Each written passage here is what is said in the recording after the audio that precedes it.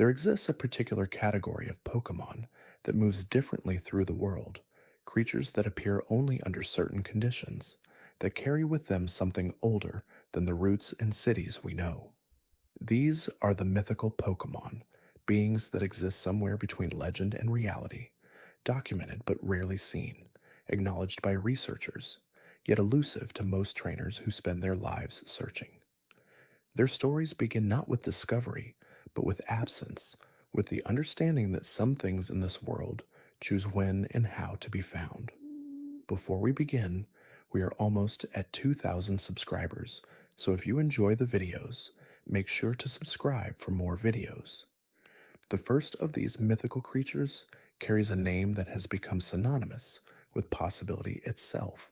Mew represents something foundational in the Pokemon world, a small figure with significance that extends far beyond its size. Its body takes the shape of something embryonic, smooth, and rounded, with a tail that stretches longer than the rest of its form. The pink coloring is soft, almost translucent in certain light, giving the impression of something not quite solid, not quite finished developing. This psychic type creature possesses an unusual relationship with genetics, carrying within itself the DNA patterns of every known Pokemon species. This genetic completeness has led researchers to theorize that Mew may represent an ancestral form, a creature from which all other Pokemon descended. The theory remains speculative, unproven but compelling, supported by Mew's unique ability to learn nearly any move that exists within the Pokemon world. No other creature shares this flexibility, this capacity to master techniques that should belong exclusively to other types and species.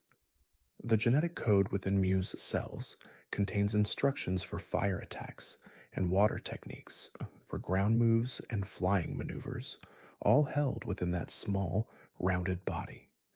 Its psychic abilities manifest in ways that suggest complete mastery over mental energy. Mew can levitate without effort, hovering above ground as naturally as others walk. It can render itself invisible, bending light around its form until it disappears from view entirely. Teleportation comes easily, allowing it to cross distances instantaneously, appearing in one location and vanishing from another without the physical journey between. These abilities speak to a mind that operates on principles beyond ordinary comprehension, that interacts with reality in ways most creatures cannot perceive. The personality of Mew stands in sharp contrast to its genetic clone, the artificially created Mewtwo.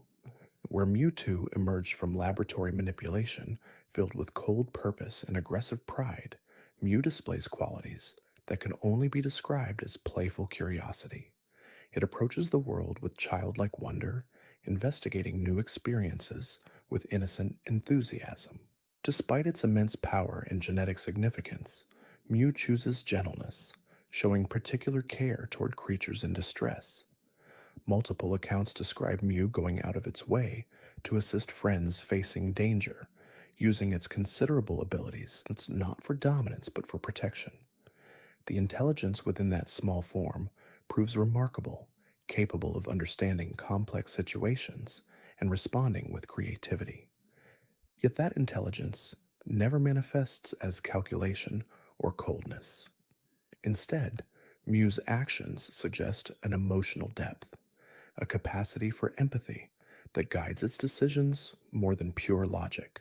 The contrast between creator and creation, between Mew and Mewtwo, illustrates how identical genetic information can produce vastly different beings when combined with different experiences and intentions.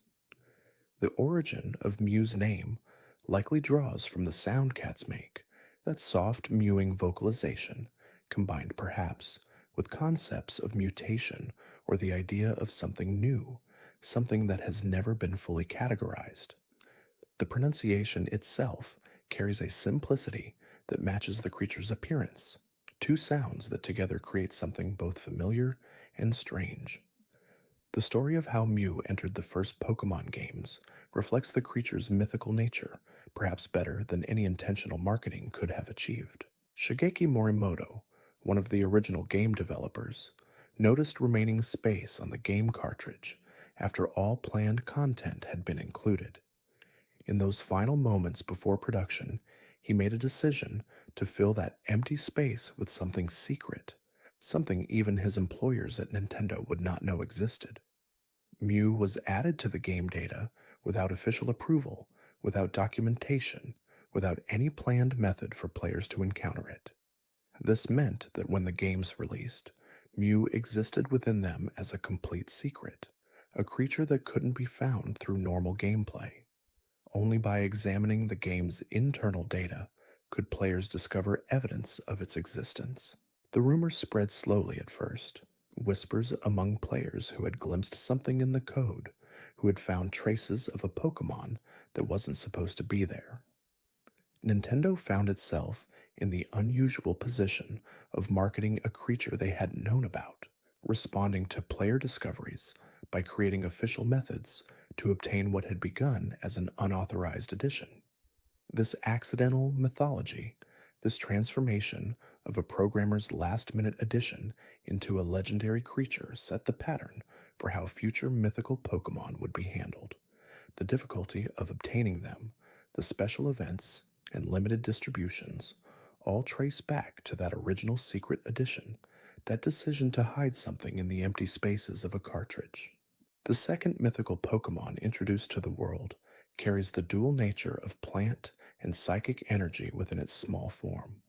Celebi resembles something between a fairy and a budding sprout, with a body colored in shades of green that suggests new growth, spring vegetation, the first shoots pushing through soil after winter.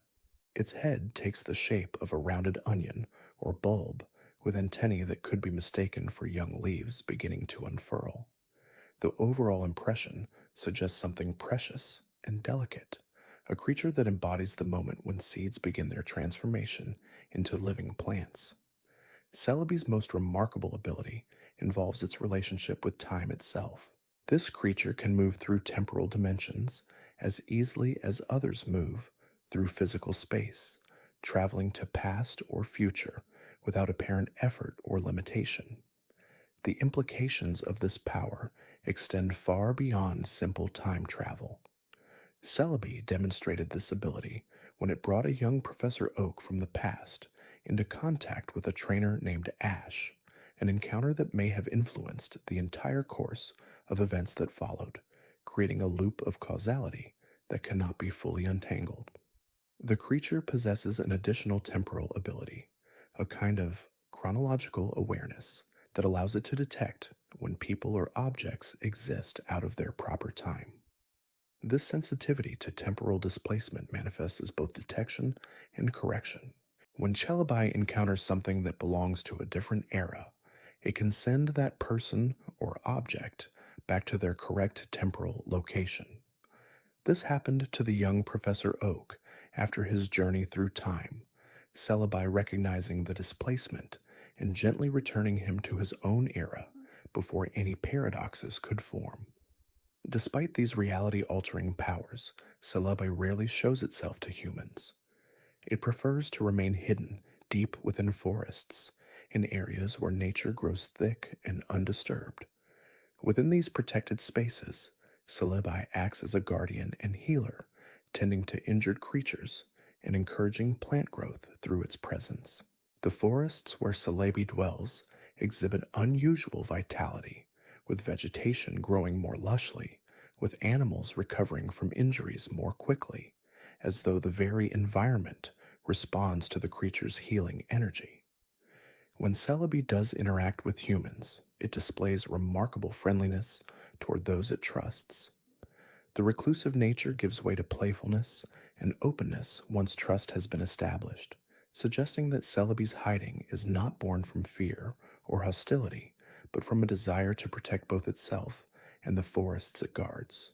Old legends claim that seeing Celebi indicates a bright future ahead, that the creature only appears to those whose paths will lead toward positive outcomes. Whether this represents genuine precognition or simply the hopefulness that Celebi's appearance inspires, remains uncertain. The name Celebi draws from multiple linguistic sources, reflecting the creature's complex nature. The Japanese word sei, meaning spirit, combines with references to Ceres, the Roman goddess of agriculture and fertility. The English word celebrate and the concept of celestial or heavenly things contribute additional layers, while the Japanese bai, meaning beautiful, adds aesthetic appreciation. All these elements merge into a name that suggests spirituality, growth, celebration, and beauty existing as a unified whole. The third mythical creature, introduced to trainers, takes the form of a wish granting, being themed around shooting stars and cosmic phenomena. Jirachi presents itself as something between a fairy and a stellar object, with a star-like structure crowning its head. 3 points extend from the stellar crest, each one supporting a talisman that hangs by a thin cord. These talismans, called wish tags, serve a specific function related to Jirachi's unique abilities. The body beneath the star-shaped head appears small and delicate, with stubby appendages that seem almost decorative rather than functional. A third eye rests on Jirachi's stomach, normally kept closed, opening only during the brief periods when this creature awakens. The overall design suggests something meant to drift through space, perhaps carried on solar winds, a being more suited to the vacuum between planets than to terrestrial environments. Jirachi's power can only be described as reality manipulation at the highest level. It possesses the ability to grant wishes, to make real the desires spoken to it. This incredible power comes with significant limitations. Jirachi grants only 3 wishes, and those wishes become available only once every 1,000 years. During the vast majority of its existence, Jirachi sleeps, entering a state of suspended animation that lasts for 999 years and 51 weeks. For just 7 days in each millennium, Jirachi awakens, conscious and capable of using its wish-granting abilities. The wishes themselves are recorded on the talismans hanging from Jirachi's head. Each talisman corresponds to one wish, the desire written upon the tag through some process that remains unclear. Whether the wisher must physically write the wish, or whether Jirachi transcribes it through psychic means, the records do not specify. What is known is that once a wish is recorded, Jirachi works to manifest it, using its reality-altering powers to reshape existence according to the desire expressed. The moves Jirachi can learn reflect these abilities in abstracted form. The technique called Wish allows Jirachi to heal itself or an ally, manifesting restorative energy after a brief delay. Its signature attack, Doom Desire, involves concentrating stellar energy and releasing it after a 2-turn waiting period, inflicting damage that seems to arrive from nowhere, as though the wish for harm takes time to travel from wherever wishes are kept. Both moves suggest Jirachi's powers working on a delayed time frame, granting what is requested, but not necessarily immediately. The connection to shooting stars runs deeper than simple thematic similarity. Jirachi is said to awaken only when a comet passes through the sky, the stellar body's approach somehow triggering Jirachi's consciousness.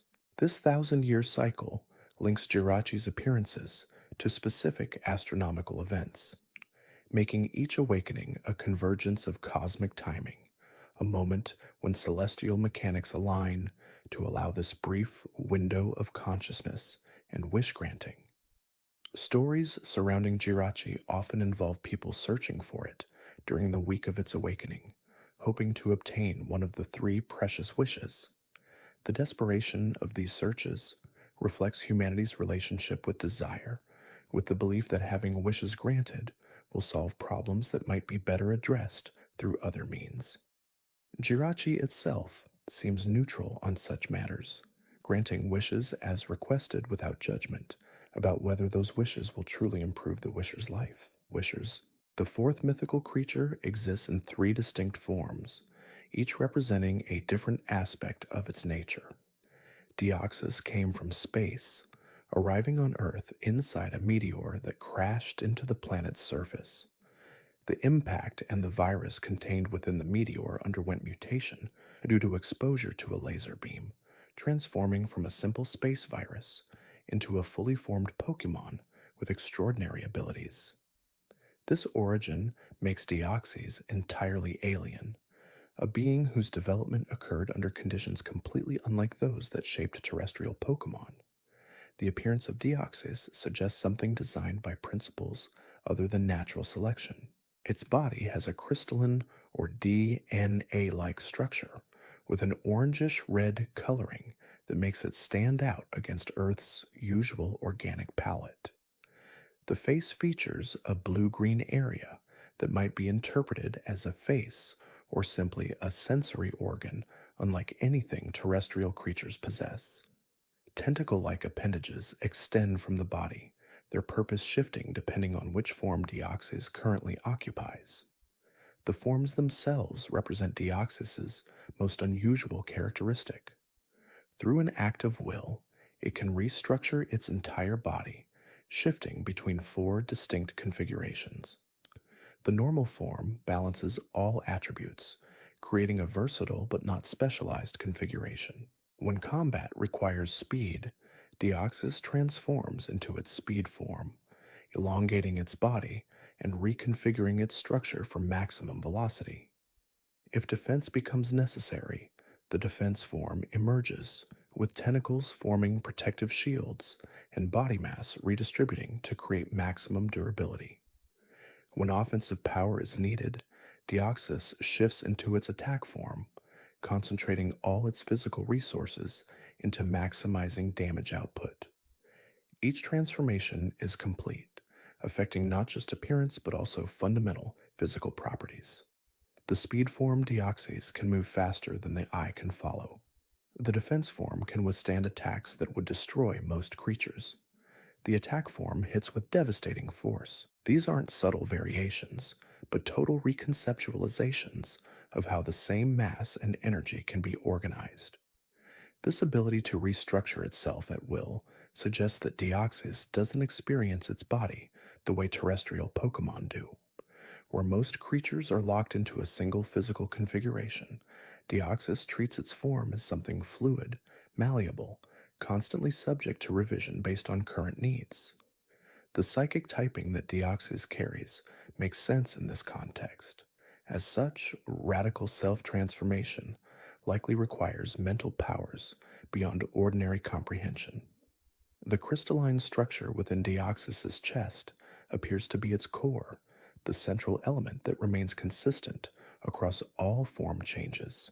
This crystal glows with energy and seems to serve as both brain and heart, the seat of consciousness and the power source for all transformations.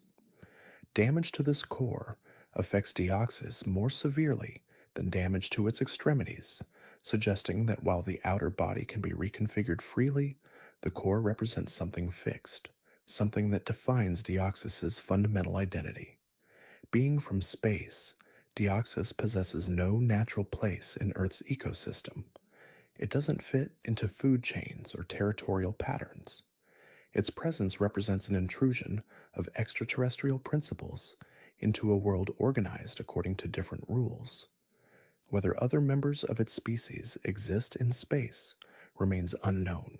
Deoxys might be unique, the only one of its kind in the universe, or it might be one member of an entire civilization of form-changing alien entities.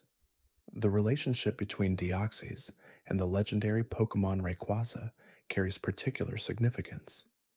Rayquaza, as guardian of the sky and protector of the atmosphere, views Deoxys as a threat, an invader that doesn't belong in Earth's skies. Their battles have become the subject of documented accounts, fierce conflicts between alien psychic power and terrestrial draconic might. These confrontations suggest that Deoxys's arrival wasn't peaceful, that its presence in Earth's atmosphere constitutes a kind of violation that Rayquaza instinctively opposes. Yet Deoxys itself shows no inherent hostility. When not threatened, it seems curious, investigating its surroundings with what might be interpreted as scientific interest. The aggression it displays appears reactive rather than predatory, defense rather than conquest. Whether Deoxys even wanted to come to Earth or simply found itself stranded here after the meteor crash remains an unanswered question. The fifth mythical creature manifests as a being of pure emotion, capable of traveling vast distances through psychic connections with other minds.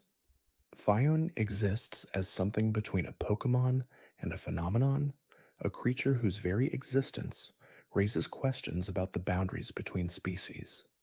Its body is primarily blue, round, and soft looking, with long appendages that trail behind it like ribbons.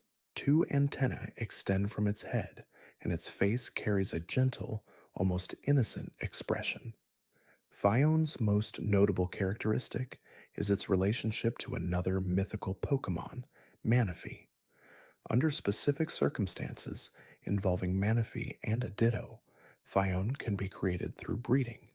This makes Phione unique among mythical Pokémon, as most cannot breed or produce offspring through any known means. The fact that Phione emerges from this process but cannot evolve into Manaphy creates a strange biological hierarchy, a one-way relationship where Manaphy can produce Phione, but Phione cannot become Manaphy. This has led researchers to debate Phione's status. Is it truly a separate species or a juvenile form of Manaphy that somehow cannot mature? The inability to evolve suggests the former, that Phione represents a distinct creature that happens to share ancestry with Manaphy without being the same thing. Yet the breeding relationship implies deep biological connections, genetic similarities that blur the line between separate species and developmental stages. Phione's abilities center around water and psychic energy. It can swim through oceans with remarkable speed, using its ribbon-like appendages to propel itself through water. The psychic capabilities allow it to sense the emotions and thoughts of other creatures, creating connections across distances that physical barriers cannot impede. This empathic ability gives Phione a unique perspective on the world, experiencing not just its own feelings, but the emotional states of those around it. Stories describe Phione traveling in groups, multiple individuals moving together through ocean waters. Whether these represent family groups, social organizations, or simply Phione that happen to be created around the same time remains unclear. The group behavior suggests some form of social structure, some reason why Phione would choose to stay together rather than dispersing across the seas. The gentle nature of Phione is consistently reported across all accounts. Unlike some powerful Pokémon that use their abilities aggressively, Phione seems to prefer peaceful existence, avoiding conflicts when possible. This temperament might reflect its method of creation, emerging from an act of breeding rather than being born naturally or arriving from mysterious origins. The connection to Manaphy, itself a creature associated with the sea's gentler aspects, might influence Phione's disposition. The warm waters of tropical seas seem to be Phione's preferred habitat. It thrives in environments where sunlight penetrates the surface, where coral reefs grow, and diverse marine life flourishes. In these warm currents, Phione appears most active, most willing to approach other creatures and investigate its surroundings. Colder waters don't seem to harm it, but Phione shows less energy in those environments, becoming more subdued and reclusive. The question of whether Phione should be classified as mythical or simply as a rare water type continues to generate discussion among researchers. The breeding capability suggests it's not mythical in the traditional sense, as mythical Pokémon are generally defined by their inability to reproduce. Yet the connection to Manaphy, the rarity of encounters, and the specific circumstances required for its creation all point toward mythical status. The debate remains unresolved, a definitional uncertainty that Phione seems uniquely suited to embody. The sixth mythical creature takes the form of a small, hedgehog like being associated with gratitude and flower fields. Shaman exists in two distinct forms, each representing different aspects of its nature and abilities. The land form appears as a small, quadrupedal creature covered in grass like fur, with a flower shaped growth on its back. The coloring is primarily white or cream, with the flower structure providing green and pink accents. This form emphasizes Shaman's connection to the earth, to growing things, to the slow processes of plant life. The sky form transforms Shaman into something more aerodynamic, with a canine or deer like appearance and a body structure suited for flight. The grass like fur becomes more streamlined, and what was a back mounted flower reorganizes into mohawk like structures and scarf like appendages. This form emphasizes speed, agility, and the freedom of movement through open air. The transformation between formas occurs when Shaman is exposed to Grassidea flowers during daylight hours, the specific combination of flower and sunlight triggering the metamorphosis. Shaman's primary ability involves purification and decomposition of toxins. When it encounters polluted air or water, it can absorb the contaminants, process them through some internal mechanism, and release them as harmless materials. The most visible manifestation of this purification creates flower blooms, as though Shaman converts environmental poison into botanical beauty. Fields where Shaman has performed this purification become covered in flowers, particularly Grassidea flowers, transforming barren or polluted land into gardens. The power to cleanse environments makes Shaman valuable in areas affected by industrial pollution or natural disasters. Its presence can restore ecosystems that would otherwise take decades to recover.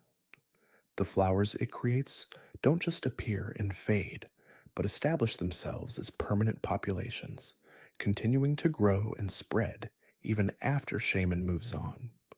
This creates a lasting legacy of purification, each location Shaman visits becoming marked by unusual flower abundance.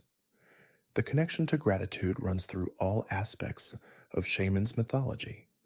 Legends state that Shaman appears to those who show genuine appreciation for the natural world, that it responds to thankfulness itself as though gratitude were a force that could summon it.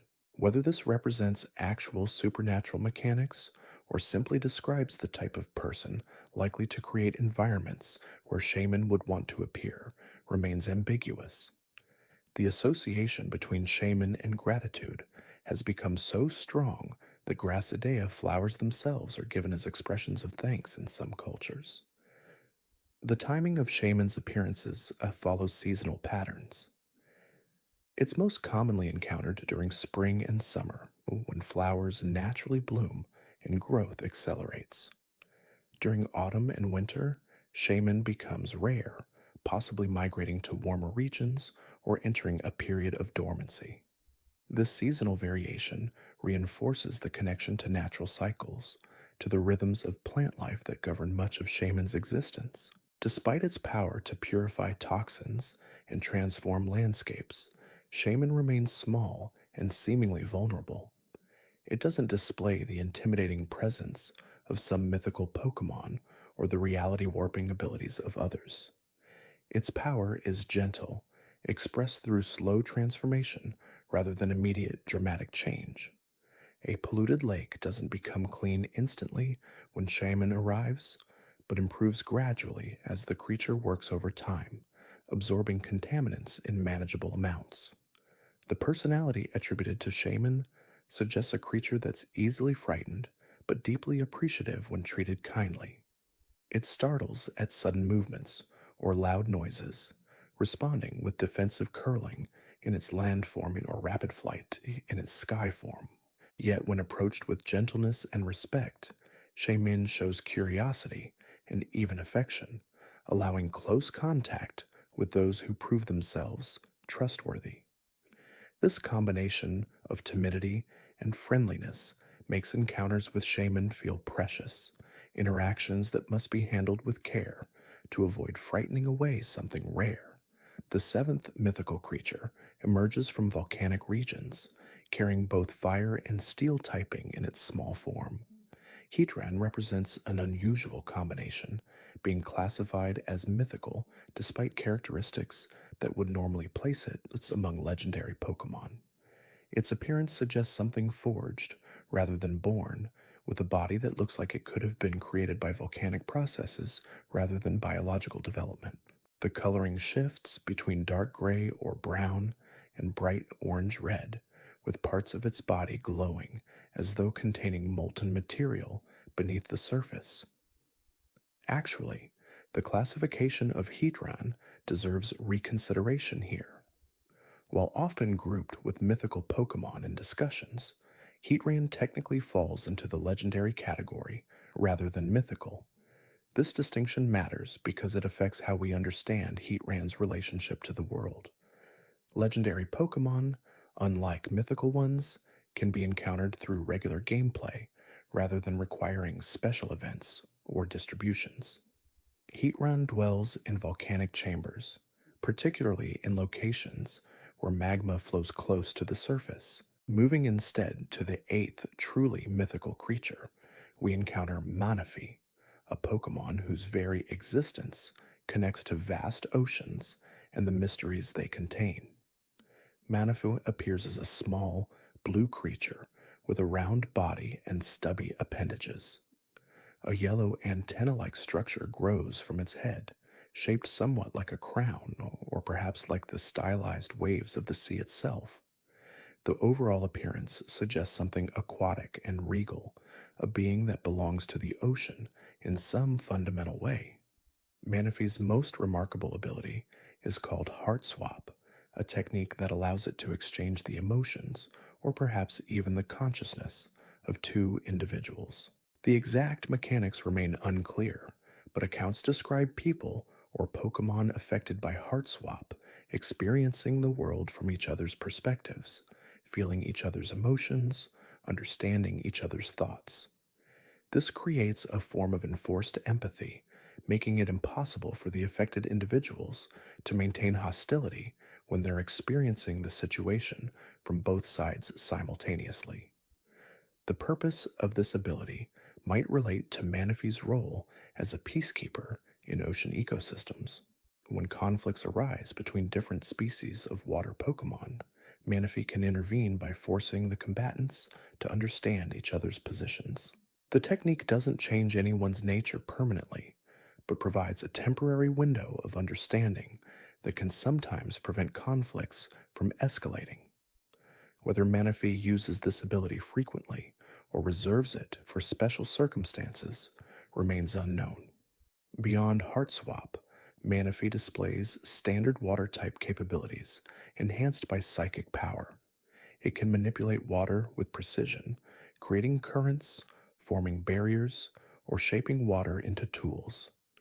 The psychic abilities allow it to sense emotions across distances, to understand the emotional states of creatures throughout the surrounding ocean. This constant awareness of nearby feelings might explain Manaphy's apparent desire to maintain peace. As a creature that constantly experiences the pain and fear of others, would naturally want to reduce such negative emotions. The connection between Manaphy and Phione creates biological questions that researchers continue to debate. When Manaphy breeds with Ditto, the resulting offspring is always Phione, never another Manaphy. This suggests that Manaphy's status as mythical might relate not to its rarity, but to something about its fundamental nature, some quality that cannot be passed on through normal reproductive processes. Phione shares many of Manaphy's characteristics, but lacks certain key abilities, as though it inherited the form, but not the full power. Manaphy's connection to the ocean runs deeper than simple habitat preference. Legends describe it as being born from the sea itself, though whether this represents literal truth or metaphorical language remains unclear. Some accounts claim that Manaphy eggs can only hatch when exposed to specific ocean currents, that the developing creature inside requires particular minerals or temperatures found only in certain waters. These requirements would explain why Manaphy remains rare despite being capable of reproduction. The personality attributed to Manaphy suggests a creature of strong emotions and deep bonds. It's described as forming lasting attachments to individuals it trusts, maintaining those connections across years and distances. When separated from someone it cares about, Manaphy reportedly experiences genuine grief, searching for the lost companion across vast stretches of ocean. This emotional depth makes Manaphy's heart swap ability particularly poignant, as a creature that feels so strongly would naturally want others to experience the same depth of understanding. The role Manaphy plays in ocean ecosystems extends beyond conflict resolution. Its presence seems to have a calming effect on the surrounding waters, reducing storm activity and promoting cooperation among different species. Whether this represents active manipulation or simply the natural response of other creatures to Manaphy's empathic abilities remains debated. The effect is consistent enough that regions where Manaphy has been sighted often experience periods of unusual oceanic calm, as though the sea itself responds to this creature's presence. The ninth mythical creature manifests as a being associated with nightmares and the crescent moon. Darkrai carries a dark type classification and an appearance that suggests something emerged from shadow itself. Its body is primarily black, with a tattered, flowing appearance that could be interpreted as clothing or simply as an extension of its shadowy form. A plume of white or gray rises from its head like smoke or mist, and a single blue eye glows from what might be its face. The power Darkrai possesses centers on dreams, specifically the ability to inflict nightmares on sleeping creatures. This isn't simple fear induction, but actual manipulation of the dream state, creating experiences so terrifying that victims may struggle to distinguish nightmare from reality upon waking. The nightmares Darkrai creates can be intense enough to cause physical effects, with sleepers thrashing or crying out, sometimes injuring themselves in their distress. This ability makes Darkrai dangerous, despite no apparent intention to cause harm. The question of intent is crucial to understanding Darkrai. Unlike creatures that use their abilities maliciously, Darkrai seems to cause nightmares involuntarily, as though the power constantly emanates from its presence without conscious control. Accounts describe Darkrai deliberately isolating itself to protect others from its nightmare-inducing aura, choosing loneliness over the alternative of harming innocent creatures through proximity. This suggests a creature that's self-aware enough to understand its effect on others and compassionate enough to sacrifice its own comfort to prevent that harm. The relationship between Darkrai and another mythical Pokémon, Cresselia, represents a kind of balance. Where Darkrai brings nightmares, Cresselia brings pleasant dreams. Where Darkrai embodies the crescent moon's dark side, Cresselia represents its light. The two seem to exist as counterparts, neither complete without the other, their opposition creating equilibrium in the realm of sleep and dreams. When Darkrai has afflicted someone with nightmares, Cresselia's presence can provide relief, though whether this represents active healing or simply the replacement of one dream state with another remains uncertain. The isolation Darkrai chooses manifests in its habitat preferences. It's encountered in places where few other creatures dwell, in abandoned buildings or remote islands where its nightmare aura won't affect populated areas. The loneliness this creates might contribute to Darkrai's personality, making it more withdrawn and defensive when approached.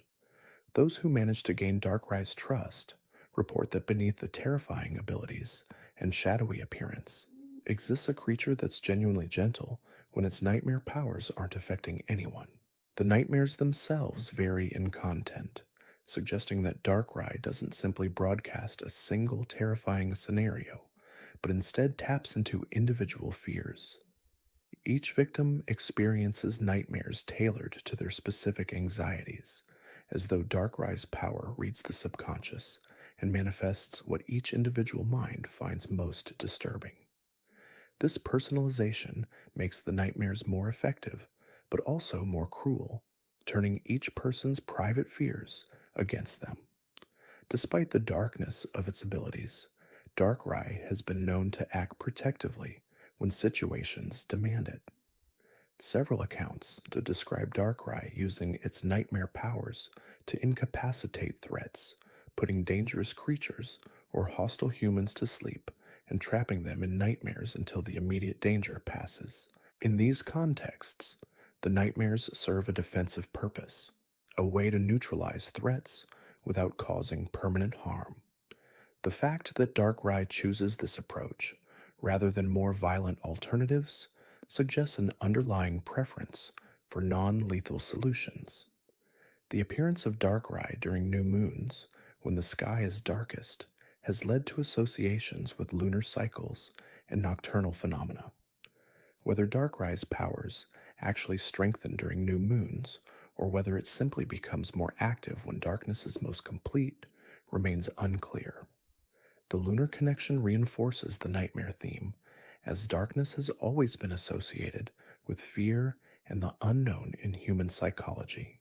The 10th mythical creature takes the form of a lunar being that brings pleasant dreams to offset Darkrai's nightmares. Cresselia embodies the gentle aspects of night, the moon's light that makes darkness less absolute. While Cresselia is technically classified as legendary rather than mythical, its intimate connection to Darkrai warrants discussion in this context. The body displays colors of blue, pink, and yellow, arranged in patterns suggesting both lunar crescents and dawn's first light. Wing-like structures extend from Cresselia's sides, though they seem more decorative than functional, giving an impression of grace rather than flight capability. Let us turn instead to the 11th truly mythical creature, Arceus, a being that claims, or is claimed to be, the creator of all existence in the Pokémon world. Arceus presents itself as a white, equine creature with a golden crosswheel structure encircling its midsection. The design suggests both simplicity and complexity, with clean lines that nevertheless form an intricate whole. Green gemstones are embedded in the crosswheel, and the overall appearance conveys power through elegance rather than through intimidation. The mythology surrounding Arceus describes it as having emerged from a void before the universe existed, creating time, space, and antimatter through the generation of the legendary Pokémon Dialga, Palkia, and Giratina. Following this cosmic creation, Arceus is said to have shaped the physical world, forming continents and oceans, atmosphere, and life. The scope of these claims places Arceus beyond the category of powerful Pokémon and into the realm of genuine divinity, a being whose actions preceded and enabled everything that followed. The ability called Multitype allows Arceus to change its type based on which plate it holds. 17 different plates exist, each corresponding to a different Pokémon type, and when Arceus holds a particular plate, it transforms to match that type completely. This isn't simply resistance or weakness adjustment, but fundamental alteration of Arceus's essential nature.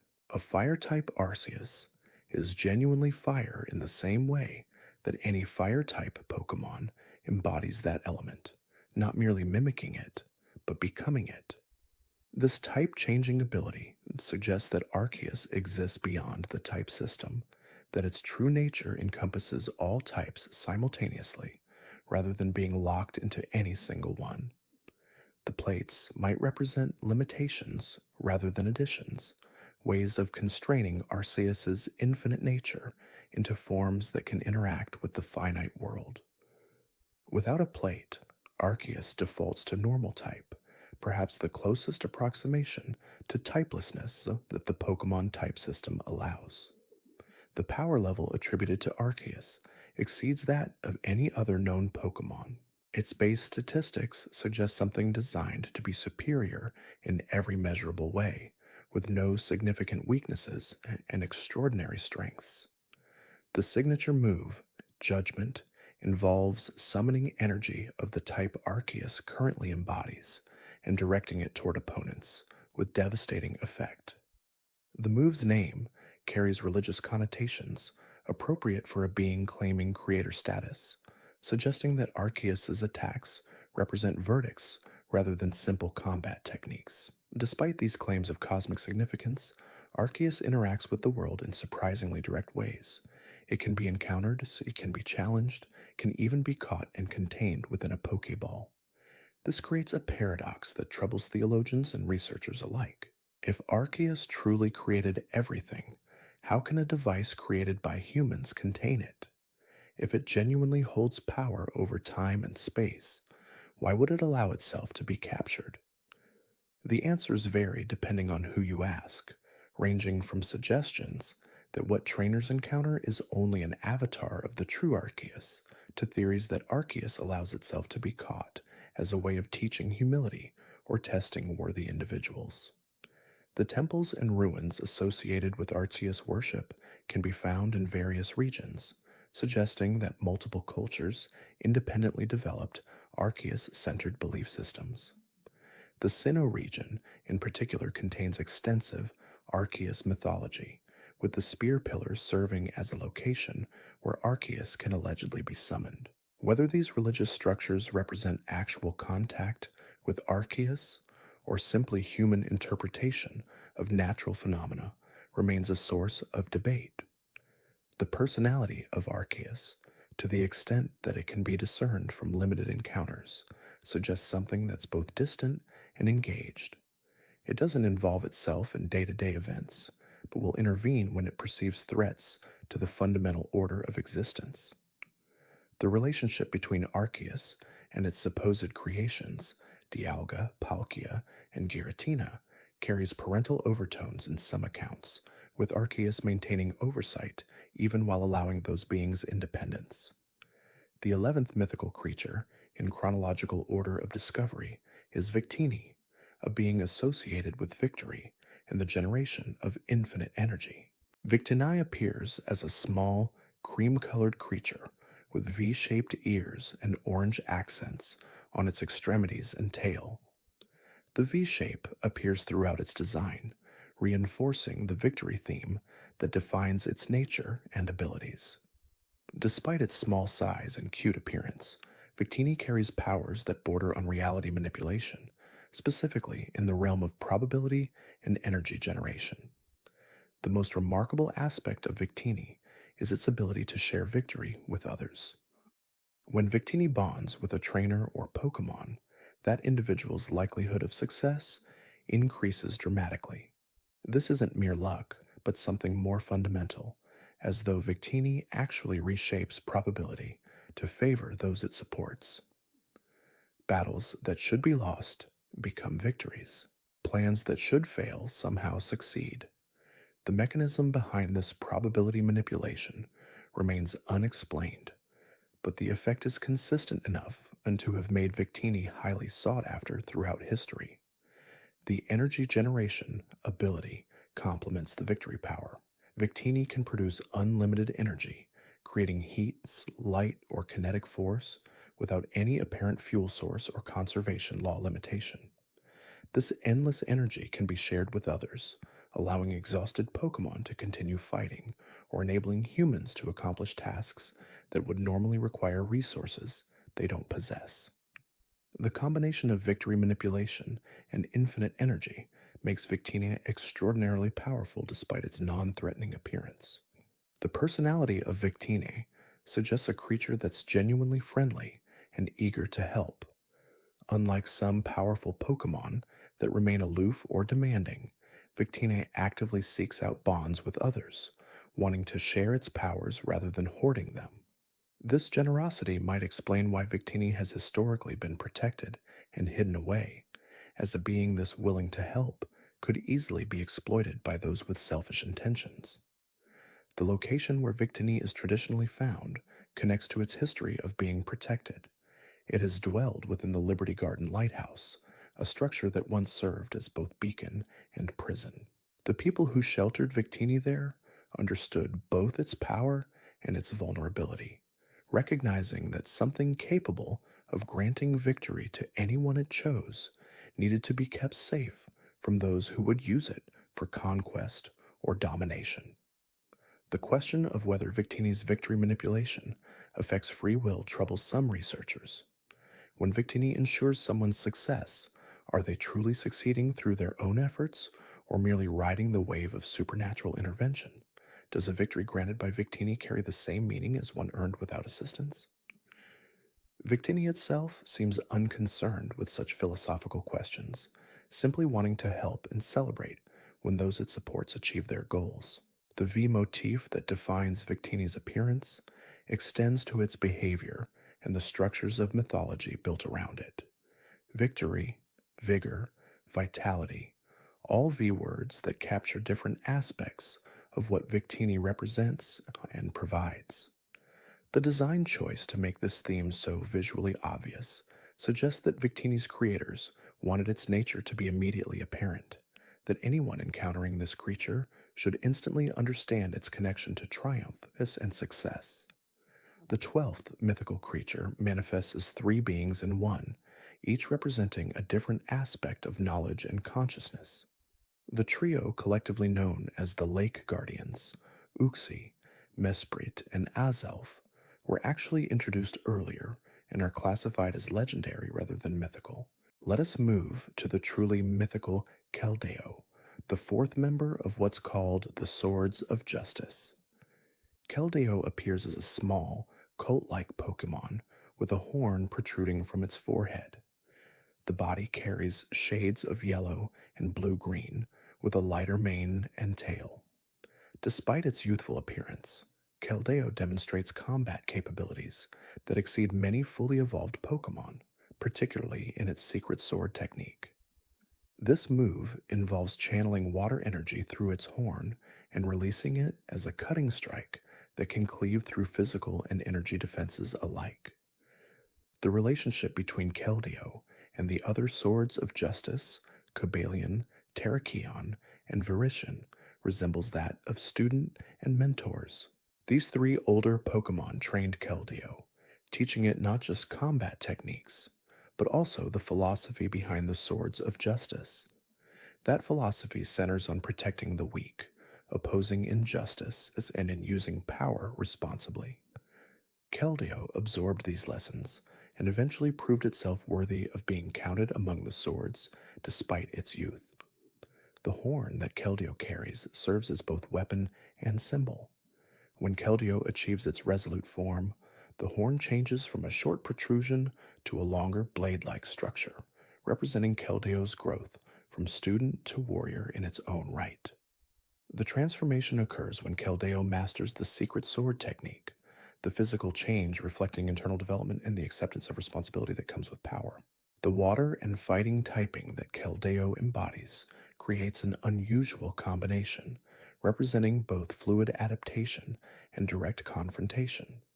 Keldeo can shift between these approaches depending on what the situation requires, using water's flexibility when gentleness serves better and employing fighting techniques when more direct action is needed.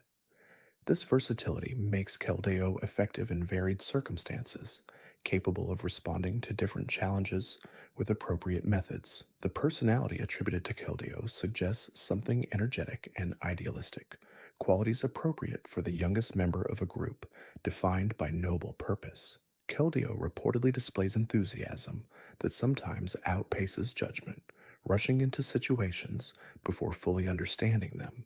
The other Swords of Justice provide temperance for this youthful energy, offering wisdom that helps Keldeo direct its passion toward productive ends. The stories surrounding Keldeo often involve it protecting Pokémon unable to defend themselves, standing against threats that would otherwise go unopposed. These accounts reinforce Keldeo's connection to justice and protection, showing a creature that genuinely believes in the principles it was taught. Whether Keldeo always existed as a separate entity, or whether it was somehow created or chosen by the original Swords of Justice, remains unclear from available accounts. The 13th mythical creature takes the form of a serpentine dragon associated with plant growth and fertility. Meloetta actually precedes this in the mythical sequence. Let us speak of Meloetta, a Pokemon whose very existence bridges music and combat, melody and martial arts. Meloetta appears in two distinct forms, the aria form and the pirouette form, each representing different aspects of its musical nature. The aria form presents Meloetta as a graceful humanoid creature with a primarily white body and green hair styled to resemble musical notes. This form emphasizes special attacks and speed, reflecting the flowing nature of melody and song. Meloetta's voice in this form can soothe or inspire, creating emotional effects in those who hear it sing. The typing of normal and psychic reflects both the universality of music and the mental/emotional impact that melodies produce. When Meloetta performs its special technique, Relic Song, it transforms into the pirouette form. This transformation represents music's relationship to dance, the way rhythm compels movement. The pirouette form changes Meloetta's body structure to emphasize physical capability and defense, with the typing shifting to normal and fighting.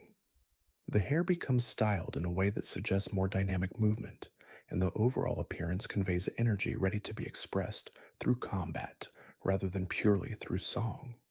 The mythology surrounding Meloetta describes it as the muse of artists and musicians, a being whose presence inspires creativity in those who encounter it. Compositions supposedly inspired by Meloetta carry unusual emotional depth, moving listeners in ways that ordinary music cannot achieve. Whether this represents genuine supernatural influence or simply the psychological effect of believing one has encountered a mythical creature remains debated among scholars. The songs a Meloetta performs vary in effect depending on melody, rhythm, and intention. Some songs calm listeners, reducing aggression and creating peaceful moods. Other songs energize, filling listeners with determination and focus. The most powerful songs can allegedly alter emotions fundamentally, transforming sadness to joy or fear to courage. This emotional manipulation through music represents a subtle but profound form of power, one that affects internal states rather than external reality. The relationship between Meloetta's two forms suggests that this Pokemon views music and combat as complementary rather than contradictory. The aria form doesn't represent peaceful music in opposition to violent combat, but rather the melodic aspect of expression. The pirouette form doesn't represent abandoning music for fighting, but instead shows how rhythm and movement can manifest as martial techniques. The transformation between forms demonstrates that these are simply different expressions of the same underlying nature. The locations where Meloetta has been encountered tend to be places with acoustic significance, spaces where sound carries in particular ways. Caves with unusual echoes, theaters designed for musical performance, forests where wind through leaves creates natural harmonies. All these environments seem to attract Meloetta, or perhaps simply make its presence more noticeable. Whether Meloetta shapes these acoustic properties or merely prefers locations where they naturally occur remains uncertain. The personality attributed to Meloetta combines artistic temperament with warrior discipline. It's described as being sensitive to beauty and harmony, but also capable of fierce determination when those qualities are threatened. The duality of being both artist and fighter creates internal complexity, a constant negotiation between gentle and forceful impulses. Meloetta reportedly struggles with this balance at times, the peaceful nature sometimes conflicting with the readiness for combat that the pirouette form represents. The 14th mythical creature emerges from artificial creation, a being designed and built rather than born or manifested naturally. Genesect represents the culmination of scientific experimentation an ancient Pokémon resurrected through fossils and then heavily modified through cybernetic enhancement. The original creature lived in prehistoric times, a bug type hunter that went extinct millions of years ago. The resurrection brought back that ancient form, but the modifications transformed it into something that has never existed in nature. The most visible modification is the cannon mounted on Genesect's back. This weapon can fire various types of energy depending on which drive cartridge is inserted into it, allowing Genesect to adapt its attacks to different situations. The drives available are burn, douse, chill, and shock, corresponding to fire, water, ice, and electric energy, respectively. This versatility makes Genesect dangerous in diverse circumstances, capable of exploiting weaknesses or simply overwhelming opponents with unexpected attack types. The steel typing that was added to Genesect's original bug typing reflects the extensive mechanical augmentation. Parts of Genesect's body are now metal rather than organic, reinforced and enhanced beyond what biology alone could achieve. The combination of ancient predator and modern technology creates something that fits comfortably in neither category, a being that exists between natural and artificial. The ethics of Genesect's creation trouble many researchers. The original creature was extinct. Its existence ended through natural processes or environmental change. Resurrecting it raised questions about playing with forces beyond human understanding, about whether extinct species should remain extinct.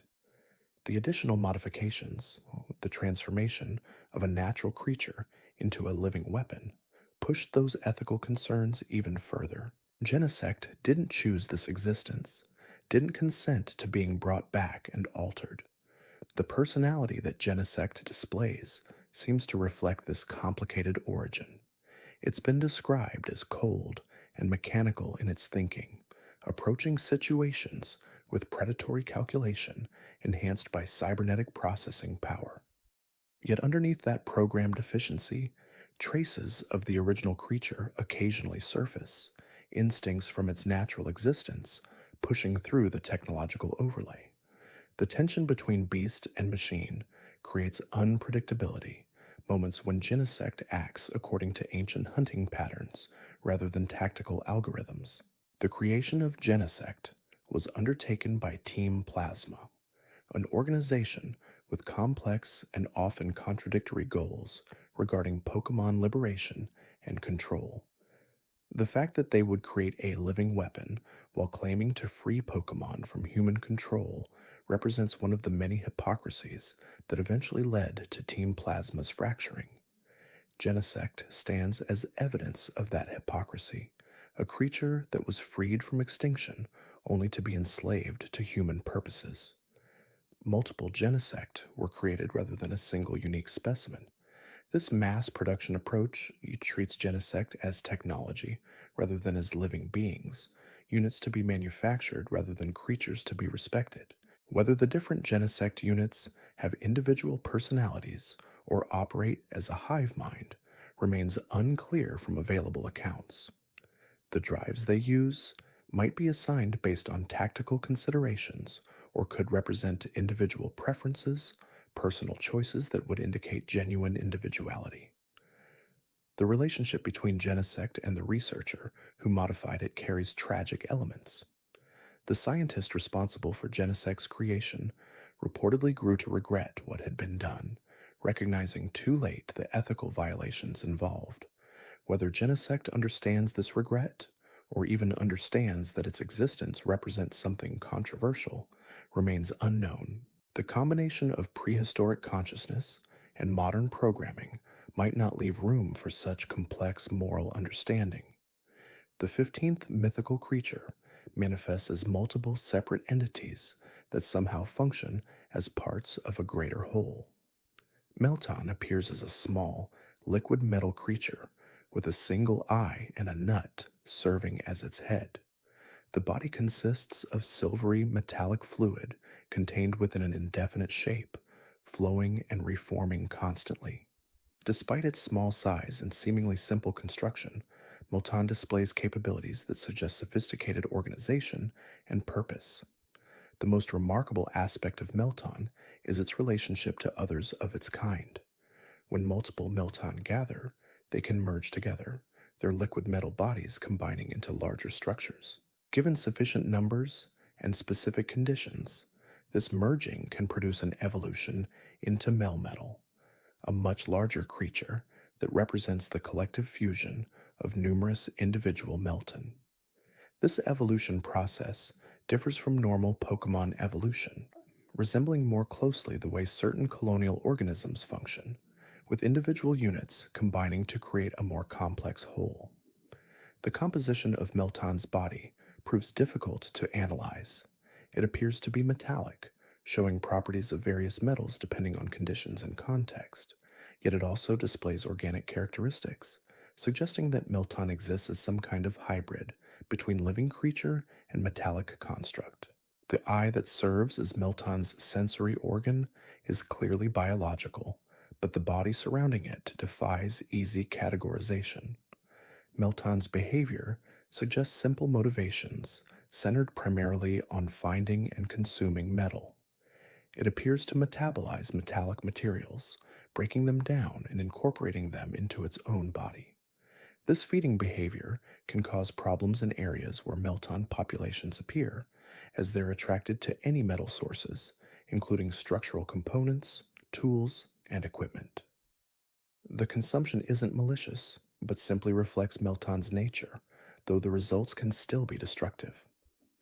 The origin of Melton remains mysterious. Unlike Pokémon with clear evolutionary ancestors or environmental niches, Melton seems to appear spontaneously in areas with high metal concentrations. Whether it generates from metal itself through some unknown process or simply manifests in such locations because the abundant food attracts it from elsewhere, researchers cannot yet determine. The question of whether Melton reproduces in any traditional sense, or whether new Meltons simply emerge from environmental conditions, remains similarly unresolved. The relationship between individual Melton and the collective suggests something like a hive mind or shared consciousness. Melton appear to communicate through methods that don't involve sound or visible signals, coordinating their movements and behaviors through some form of direct connection. When merging into Melmetal, this coordination becomes total, the individual consciousnesses apparently combining just as thoroughly as the physical bodies. The discovery of Melton occurred relatively recently compared to other mythical Pokémon, with the first documented encounters happening in modern times. This late discovery raises questions about whether Melton is truly new or whether it simply went unnoticed previously. Its small size and tendency to appear in industrial areas where strange metallic objects might not attract particular attention could explain how it remained undocumented for so long. The 16th mythical creature represents the evolved form of Melton, though whether Melmetal should be considered a separate mythical Pokémon or simply an evolution of another mythical remains debated. Melmetal appears as a large, primarily silver creature with a vaguely humanoid build. The body consists mainly of liquid metal, like Melton's form, but in much greater quantity and with more defined structure. Dark gray hexagonal nuts are embedded throughout Melmetal's body, serving unclear purposes that might be structural, decorative, or functional in ways not yet understood. The power Melmetal wields comes from its ability to manipulate and create metal seemingly from nothing. This generation of metallic material violates conservation of mass as normally understood, suggesting that Melmetal either draws metal from some dimensional pocket or genuinely creates matter through unknown processes. Ancient humans reportedly worshipped Melmetal because of this ability, viewing the creation of metal as a form of divine power worthy of veneration. The historical accounts describe Melmetal dwelling in secluded forest areas, rich in magnetite containing sedimentary rocks. This habitat preference might indicate that melmetal requires specific mineral environments to maintain its body, or might simply reflect aesthetic or comfort preferences. The worship by ancient peoples suggests that melmetal was more common or more visible in the past, raising questions about what has changed to make it rare in modern times. The life cycle of melmetal includes a remarkable end-of-life behavior. When melmetal reaches old age or senses its end approaching, it undergoes a process of rust and fragmentation. The large body breaks down into smaller pieces, and these pieces somehow transform back into individual melton. This cycle of many becoming one and then one becoming many again creates a form of immortality, as the melmetal never truly dies, but instead returns to its component parts, ready to begin the process again. The signature move of melmetal, Double Iron Bash, involves using the hexagonal nuts as striking weapons, bringing them down on opponents with devastating force. The nuts presumably detach and reattach or simply represent the hardest, most damage-resistant parts of melmetal's body. The move's name and description suggest pure physical force applied through metallic impact, emphasizing melmetal's role as a straightforward powerhouse rather than a subtle or tactical fighter. The process by which Melton evolves into melmetal requires specific conditions beyond simply gathering multiple individuals. Accounts suggest that hundreds of Melton must merge together, their combined mass reaching a critical threshold that triggers the transformation. Whether this represents a democratic decision among the constituent Melton, or whether some external signal triggers the merger remains unclear. The resulting melmetal seems to retain something of the individual Melton that formed it, possibly experiencing existence as both singular and plural simultaneously. The relationship between melmetal and human civilization extends beyond ancient worship to include more practical interactions. The ability to create metal made melmetal invaluable to pre-industrial societies, where metal scarcity limited technological development.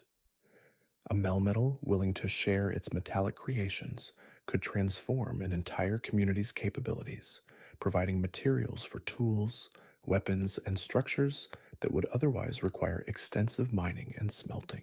The 17th mythical creature takes the form of a dark and grass-type baboon with extensible vines.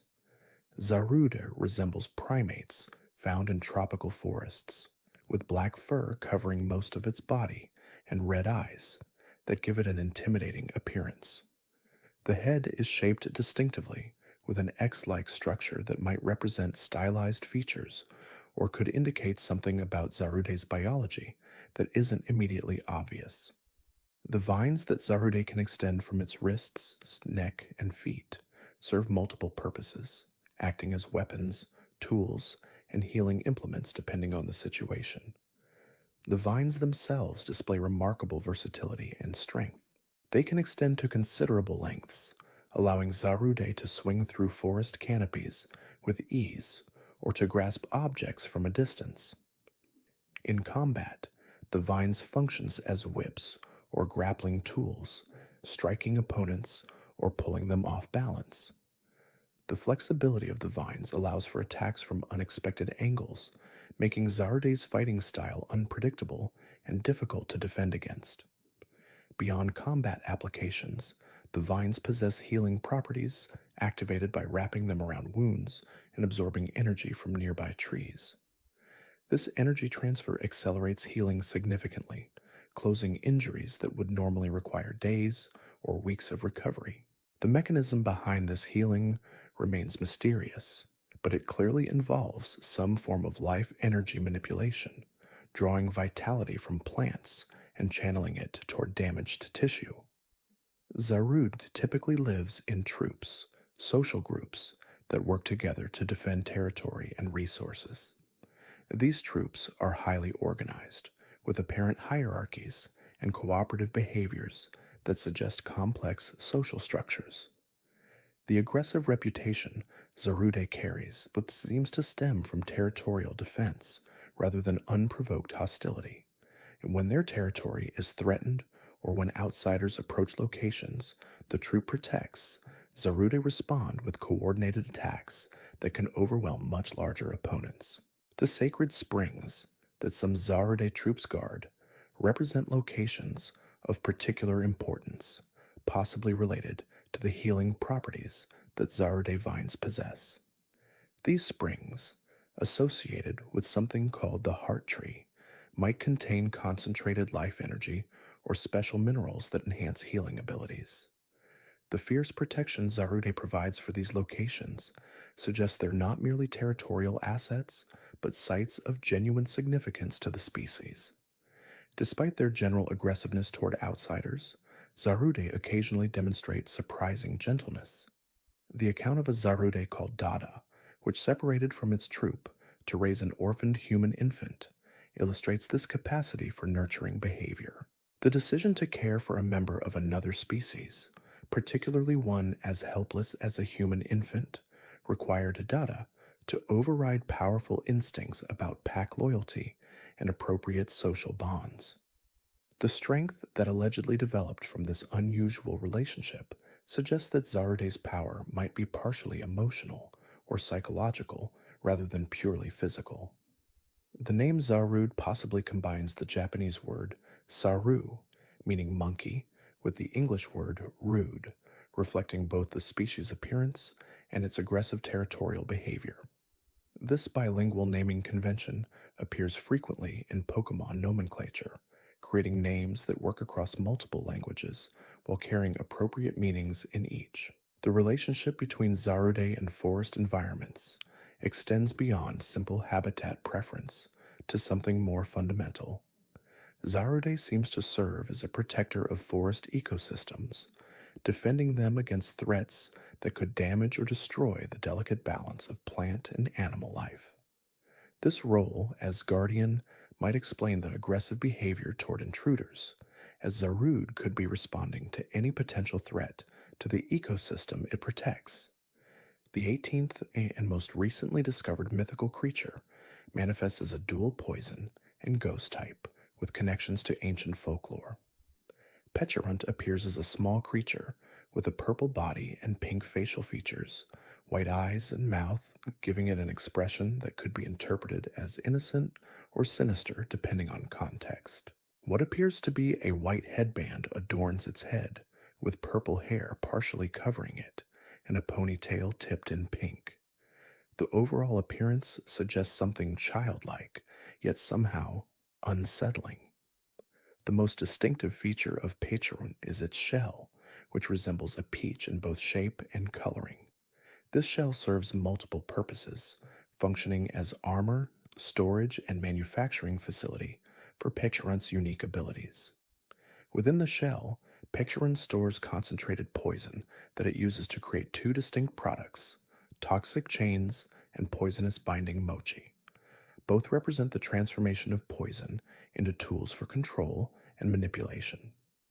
The toxic chains that Pecharunt can produce serve both offensive and enhancing purposes. In combat, the chains can wrap around opponents, badly poisoning them and potentially restraining their movements. The poison delivered through the chains is particularly potent, causing severe effects that worsen over time. Beyond simple poisoning, the chains possess the ability to empower other Pokémon, using toxins to enhance specific physical or mental attributes. This enhancement through poisoning creates a disturbing form of improvement, making creatures stronger, smarter, or more beautiful by introducing toxic substances into their systems. 3 specific Pokémon, Okidogi, Munkidori, and Fezandipiti, demonstrate these enhancements, representing respectively physical power, mental acuity, and aesthetic appeal granted through Pecharunt's toxic chains.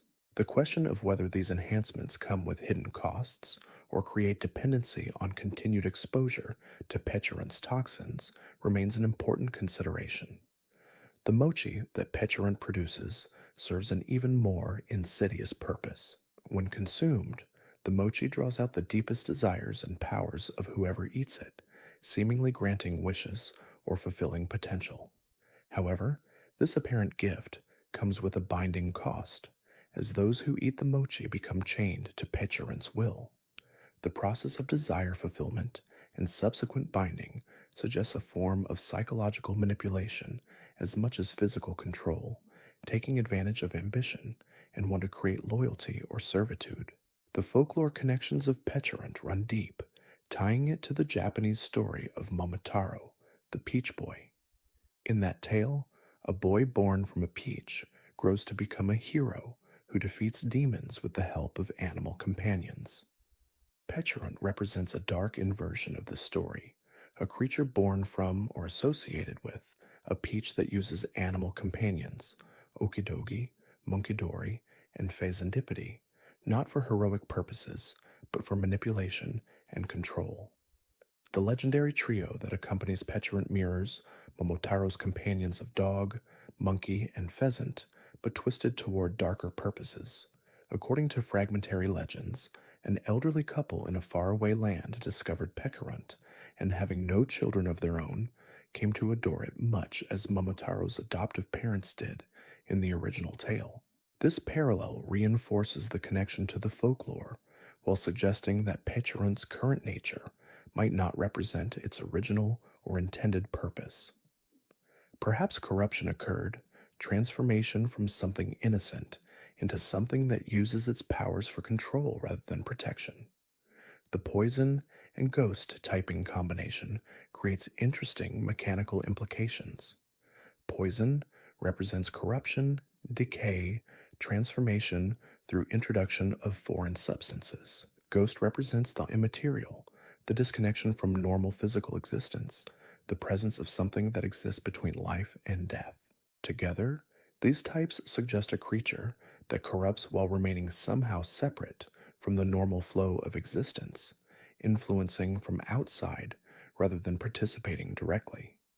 The visual design of Pecherant, with its childlike appearance and peach shell body, creates a deliberate contrast between innocent aesthetic and sinister abilities.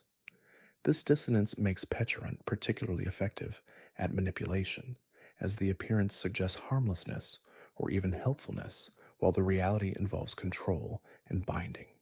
The mochi it offers seems like a gift. The enhancements it provides appear beneficial, but all serve to extend Pecherant's influence over others.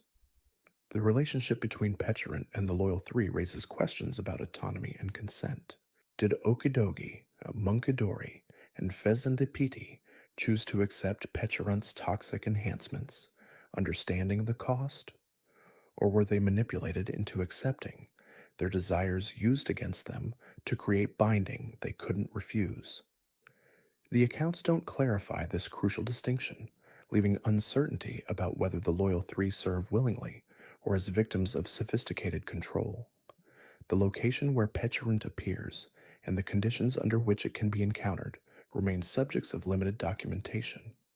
Unlike some mythical Pokémon with clear habitat preferences or specific summoning conditions, Pecherant's appearances seem irregular and unpredictable.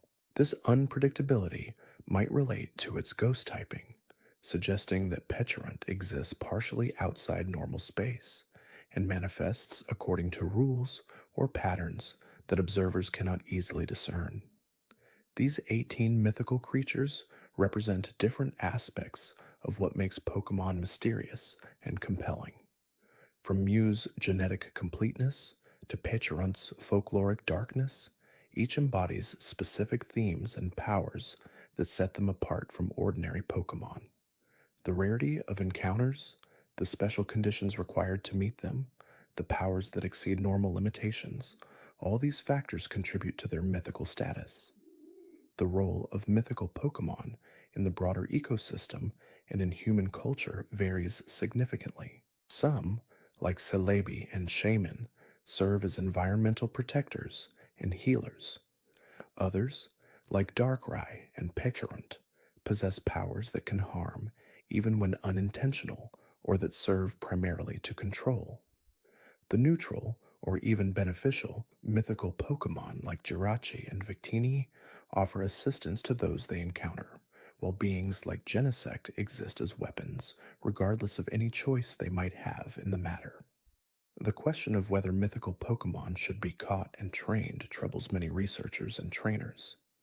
These creatures possess powers that exceed normal Pokemon capabilities, powers that could be dangerous in the wrong hands, or that might be diminished or corrupted through containment. The ability to catch and train mythical Pokemon through special events and distributions suggests that they can be safely integrated into trainer teams, but the ethics of doing so remain debated. The methods by which trainers obtain mythical Pokemon have evolved over the years. Early mythical Pokemon, like Mew, required attending specific events or receiving special distributions, creating situations where only certain trainers could obtain them.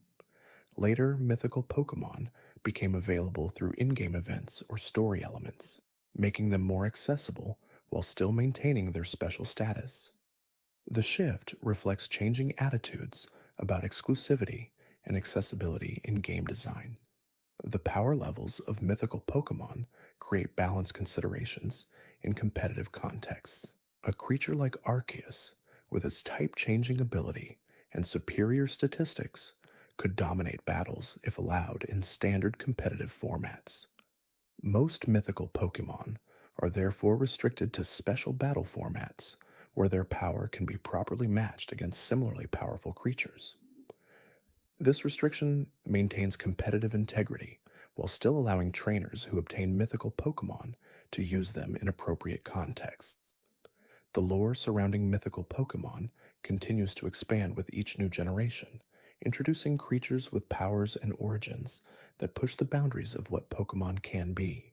The progression from Mew's simple genetic completeness to Petrunt's complex manipulation of desire and toxins shows increasing sophistication in how mythical Pokemon are conceived and presented.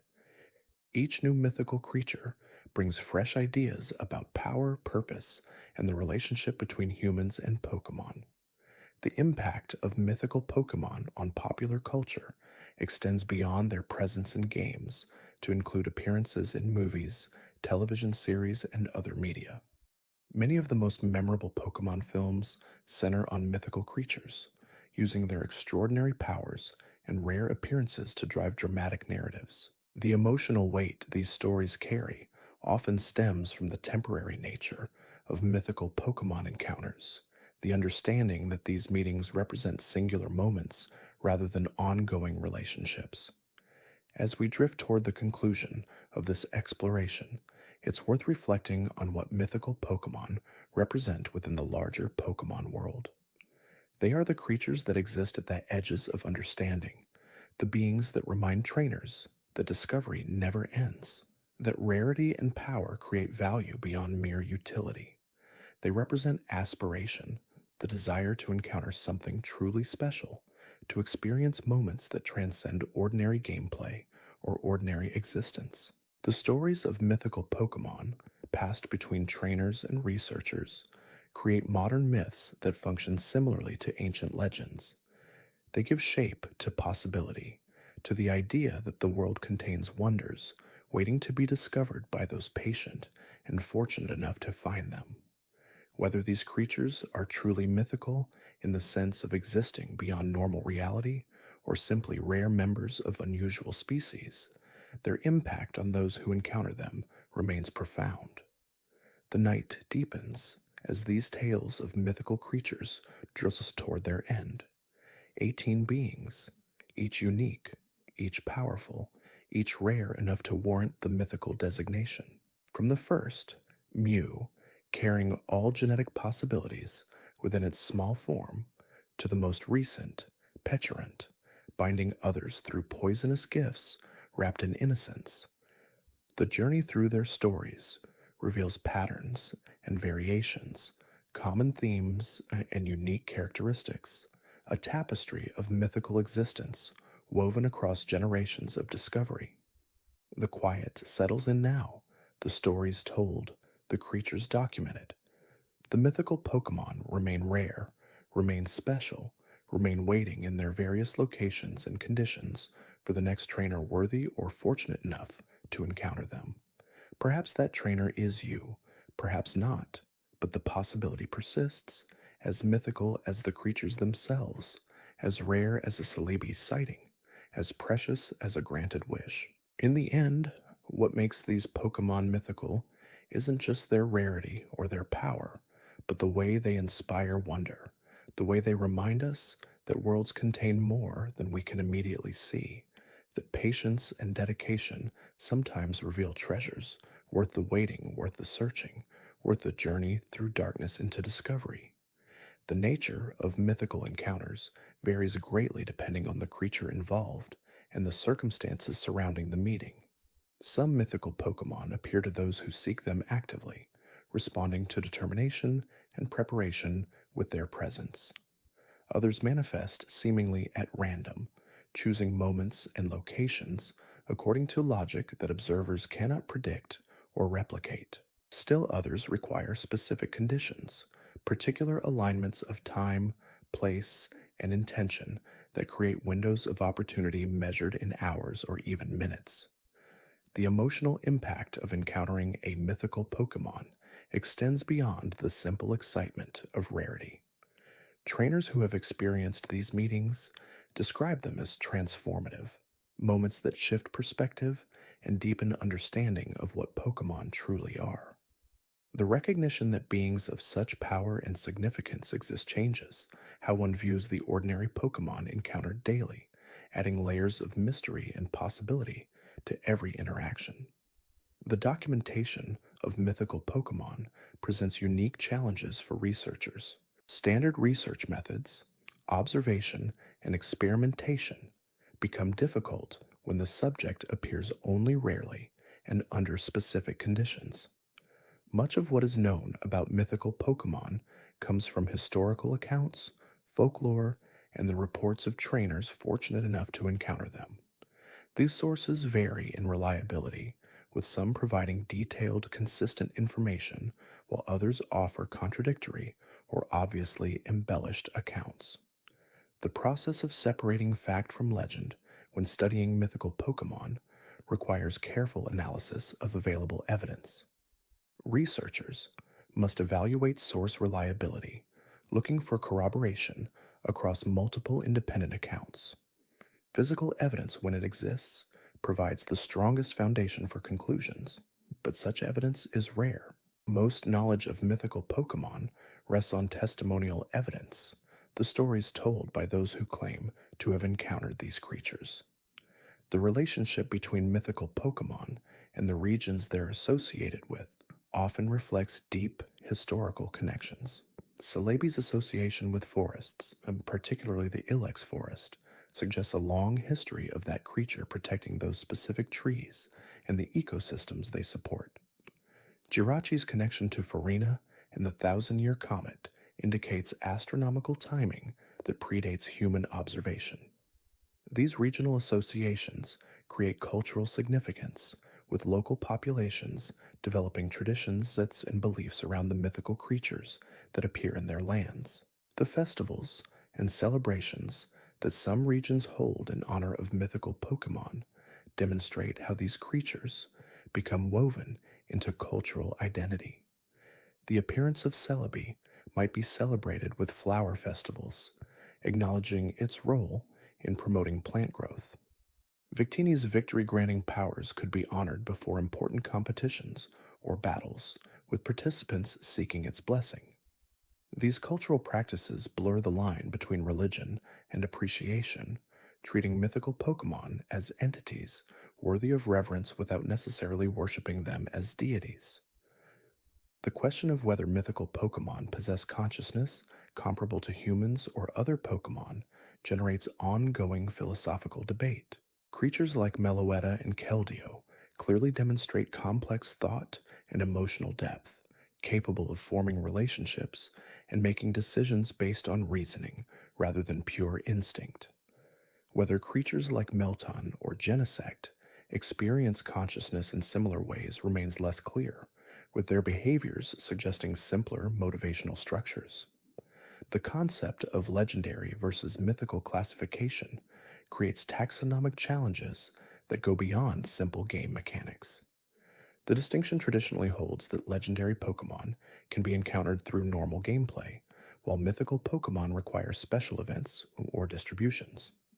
However, this mechanical distinction doesn't necessarily reflect meaningful biological or phenomenological differences. A creature like Arceus, classified as mythical, seems qualitatively similar in many ways to legendary Pokémon like Dialga or Palkia, its supposed creations.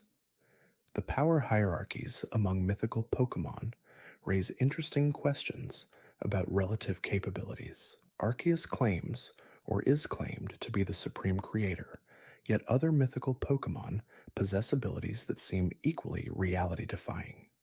Celebi's time travel, Jirachi's wish granting, and Darkrai's nightmare manipulation all represent fundamental alterations to how reality operates. Whether these powers are truly less than Arceus's creation abilities, or simply different in application rather than magnitude, remains debatable. The interactions between different mythical Pokémon, on the rare occasions when such encounters are documented, reveal complex relationships and hierarchies. The opposition between Darkrai and Cresselia suggests that even among mythical beings, conflicts and tensions exist. Whether other mythical Pokémon have similar opposing counterparts, or whether the Darkrai Cresselia relationship is unique, remains unknown. The possibility of a hidden network of relationships and conflicts among mythical Pokémon adds another layer of mystery to their nature. The protection of mythical Pokémon from exploitation concerns many researchers and conservationists. The unique powers these creatures possess make them targets for those who would use such abilities for personal gain or malicious purposes. Organizations dedicated to Pokémon protection work to keep the locations and appearance conditions of mythical Pokémon secret, preventing treasure hunters or criminal elements from seeking them out. This protective secrecy sometimes conflicts with scientific goals of understanding and documentation. The role of mythical Pokémon in ecosystem maintenance appears significant based on available evidence. Shaman's purification abilities, Celebi's forest guardian role, and even Zarude's territorial protection all suggest that these creatures serve functional purposes beyond simply existing as rare specimens. The question of whether ecosystems would collapse or degrade without mythical Pokémon maintaining them raises troubling possibilities about the fragility of natural balance. The connection between mythical Pokémon and human development throughout history can be traced through archaeological and historical records. Ancient civilizations that worshipped or revered Melmetal, civilizations that built temples to Arceus, cultures that integrated Victini into their military traditions, all demonstrate that mythical Pokémon have influenced human society for thousands of years. These influences shaped technological development, religious beliefs, and cultural values in ways that persist even when the original mythical Pokémon encounters have become distant history. The modern relationship between humans and mythical Pokémon differs significantly from historical patterns. Where ancient peoples might have worshipped or feared these creatures, modern trainers seek to catch and train them, integrating them into teams alongside ordinary Pokémon.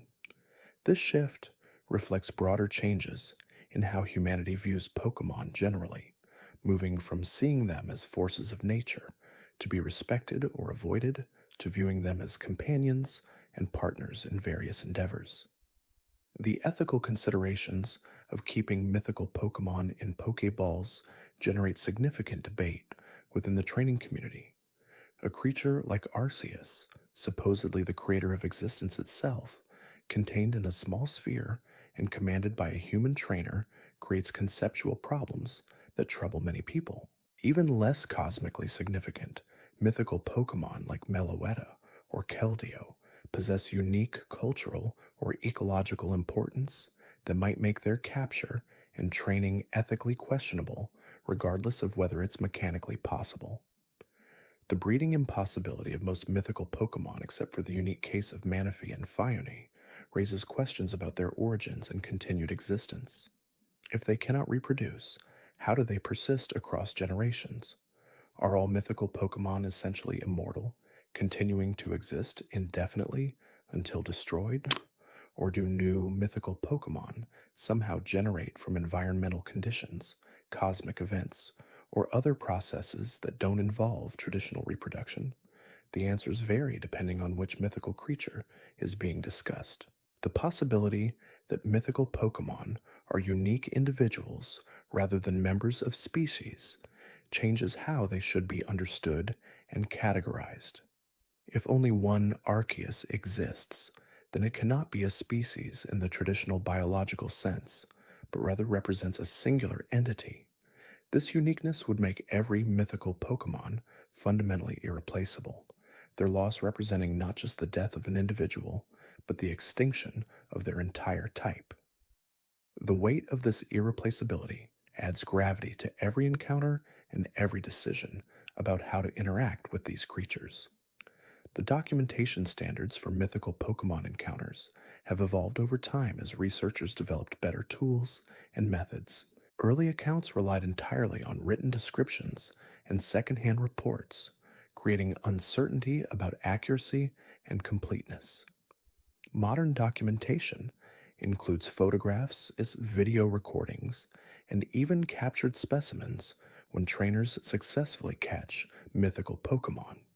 This improved documentation allows for more rigorous analysis and verification, though it also raises privacy and ethical concerns about exposing rare creatures to public scrutiny. The economic impact of mythical Pokemon, both direct and indirect, proves substantial in regions where they appear or are rumored to dwell. Tourism increases as trainers and researchers travel to locations associated with specific mythical creatures, hoping for encounters or simply wanting to experience places made significant by mythical presence. Local economies benefit from this influx, though the attention can also create problems when large numbers of visitors strain infrastructure or disturb local ecosystems. The commercialization of mythical Pokemon imagery and concepts generates billions in revenue through merchandise, media appearances, and related products. The iconic nature of creatures like Mew or Celebi makes them valuable as brand symbols and marketing tools, even among people who have never encountered the actual Pokemon. This commercial success creates tension between preservation of mystery and exploitation of popularity, with each new mythical Pokemon release requiring careful management to maintain special status while still allowing profitable use. The scientific study of mythical Pokemon abilities could potentially revolutionize multiple fields of human knowledge and technology. Understanding how Melmetal creates metal from nothing might unlock new manufacturing processes. Decoding Celebi's time travel mechanics could enable temporal manipulation. Analyzing Victini's energy generation might solve power production challenges. However, the rarity of these creatures and the ethical concerns about subjecting them to experimental research limit such scientific investigation. The military interest in mythical Pokemon throughout history has driven much of the conflict surrounding their discovery and control. A nation possessing Victini would have enormous strategic advantage in any conflict. Organizations controlling Genesect would command devastating weapons. This military potential makes mythical Pokemon targets for aggressive acquisition by those prioritizing power over ethical treatment of unique beings. The resulting conflicts have damaged ecosystems, harmed Pokemon, and created international tensions that persist even after specific mythical creatures are secured or lost. The psychological impact on trainers who successfully catch mythical Pokemon varies considerably based on individual personality and circumstances. Some trainers report feeling overwhelmed by the responsibility of caring for such significant creatures, second-guessing decisions, and worrying about whether they're worthy of the trust implied by the mythical Pokemon's presence on their team. Others experience profound confidence boosts, feeling validated by the successful catch and empowered by having such powerful allies. The bonding process between trainers and mythical Pokemon presents unique challenges compared to bonding with ordinary Pokemon. The power differential creates potential for unhealthy relationship dynamics, with trainers either becoming too deferential or too controlling. The rarity and significance of mythical Pokemon can make trainers protective to the point of isolating their mythical partners from experiences that would benefit them. Successfully navigating these challenges requires emotional maturity and genuine respect for the mythical Pokemon as individuals rather than as trophies or tools. The integration of mythical Pokemon into existing teams requires careful consideration of team dynamics and balance. A mythical Pokemon's power might overshadow other team members, reducing their opportunities to contribute and potentially damaging their confidence and growth. Alternatively, the presence of a mythical teammate might inspire other Pokemon to reach higher levels of performance, creating positive competition that elevates the entire team. The outcome depends heavily on how the trainer manages relationships and distributes battle participation. The feeding and care requirements of mythical Pokemon remain poorly understood for most species. Standard Pokemon food might not provide adequate nutrition for creatures with unique physiological needs. Milton's metal consumption represents one clearly documented dietary requirement, but what does Jirachi consume during its brief waking periods? How does Darkrai sustain itself, given its isolation and apparent lack of normal feeding behavior? These practical questions about care create challenges for trainers who successfully catch mythical Pokemon. The healing of injured mythical Pokemon presents particular challenges for Pokemon centers and medical professionals. Standard healing equipment might not function properly on creatures with unique physiologies or energy compositions. The psychic abilities of creatures like Mew or the temporal manipulation of Celebi could interfere with medical devices or create unexpected complications during treatment. Developing specialized protocols for mythical Pokemon healthcare represents an ongoing area of research and development. The social relationships mythical Pokemon form with each other, when such relationships exist, remain largely mysterious. Do scattered mythical individuals of the same species recognize each other when they meet? Do they communicate across distances using abilities observers cannot detect? The existence of Zarude troops demonstrates that at least some mythical Pokemon maintain social bonds, but whether this pattern extends to other species remains unknown. The isolation many mythical Pokemon experience might be chosen specifically to avoid complications that would arise from social interaction. The environmental requirements for mythical Pokemon habitats deserve careful protection and management. Areas where mythical creatures dwell often exhibit unique characteristics that might be essential for those creatures' continued health and presence. Destroying or significantly altering such habitats could drive mythical Pokemon away permanently or even threaten their survival. Conservation efforts must balance human development needs against the preservation of environments crucial to mythical Pokemon. The role of mythical Pokemon in inspiring new generations of trainers and researchers proves immeasurable. Children hearing stories of Celebi's forest protection or Victini's victory granting develop aspirations and values shaped by these narratives. The possibility, however remote, of encountering a mythical Pokemon motivates trainers to explore thoroughly, to persist through challenges, to approach the world with wonder and openness. This inspirational impact extends beyond Pokemon training to influence general life approaches and philosophies. The representation of mythical Pokemon in art, literature, and popular culture creates secondary layers of meaning and significance beyond their actual characteristics. Artists reimagine these creatures through personal lenses, emphasizing different aspects or exploring hypothetical scenarios. Writers create narratives that expand on minimal canonical information, building rich backstories and relationships. These creative interpretations become part of how mythical Pokemon are understood culturally, sometimes influencing popular perception as much as factual documentation.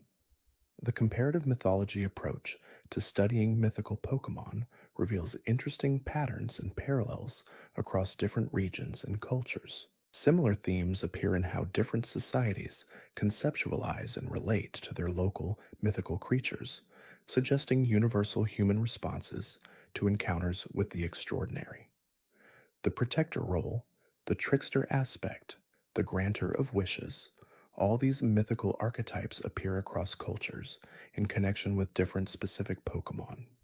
The technological advancement in Pokeball design, specifically to accommodate mythical Pokemon, represents significant engineering achievement. Standard Pokeballs might not reliably contain creatures with reality warping abilities or temporal manipulation powers. Specialized balls with enhanced containment fields or modified capture mechanics were developed to make catching mythical Pokemon possible while still respecting their agency and ensuring their comfort during containment periods. The dream research conducted on trainers who sleep near Darkrai or other dream-affecting mythical Pokemon has revealed fascinating information about sleep cycles, REM patterns, and the neurological basis of dreams. The nightmares Darkrai creates follow predictable patterns that illuminate fear response mechanisms. The pleasant dreams Cresselia enables demonstrate how positive emotional states can be induced through external influence. These findings have applications beyond Pokemon research, contributing to human psychology and neuroscience. The evolution controversy surrounding whether Phione should be able to evolve into Manaphy continues to generate debate among researchers and game designers. The current impossibility of this evolution creates a biological oddity, a creature that can be produced through breeding but cannot mature into the form that produced it. Whether this represents intentional design, perhaps preventing easy access to mythical Manaphy through breeding, or whether it reflects some fundamental biological limitation remains disputed. The communication methods mythical Pokemon use vary as widely as their other characteristics. Meloetta communicates through song, conveying complex emotions and ideas through musical phrases. Genesect might use electronic signals or data transmission alongside or instead of vocalization. Arceus's communication method remains mysterious, with some accounts suggesting telepathy, while others describe a language that transcends normal speech. Understanding how mythical Pokemon communicate provides insight into their cognitive processes and social capabilities.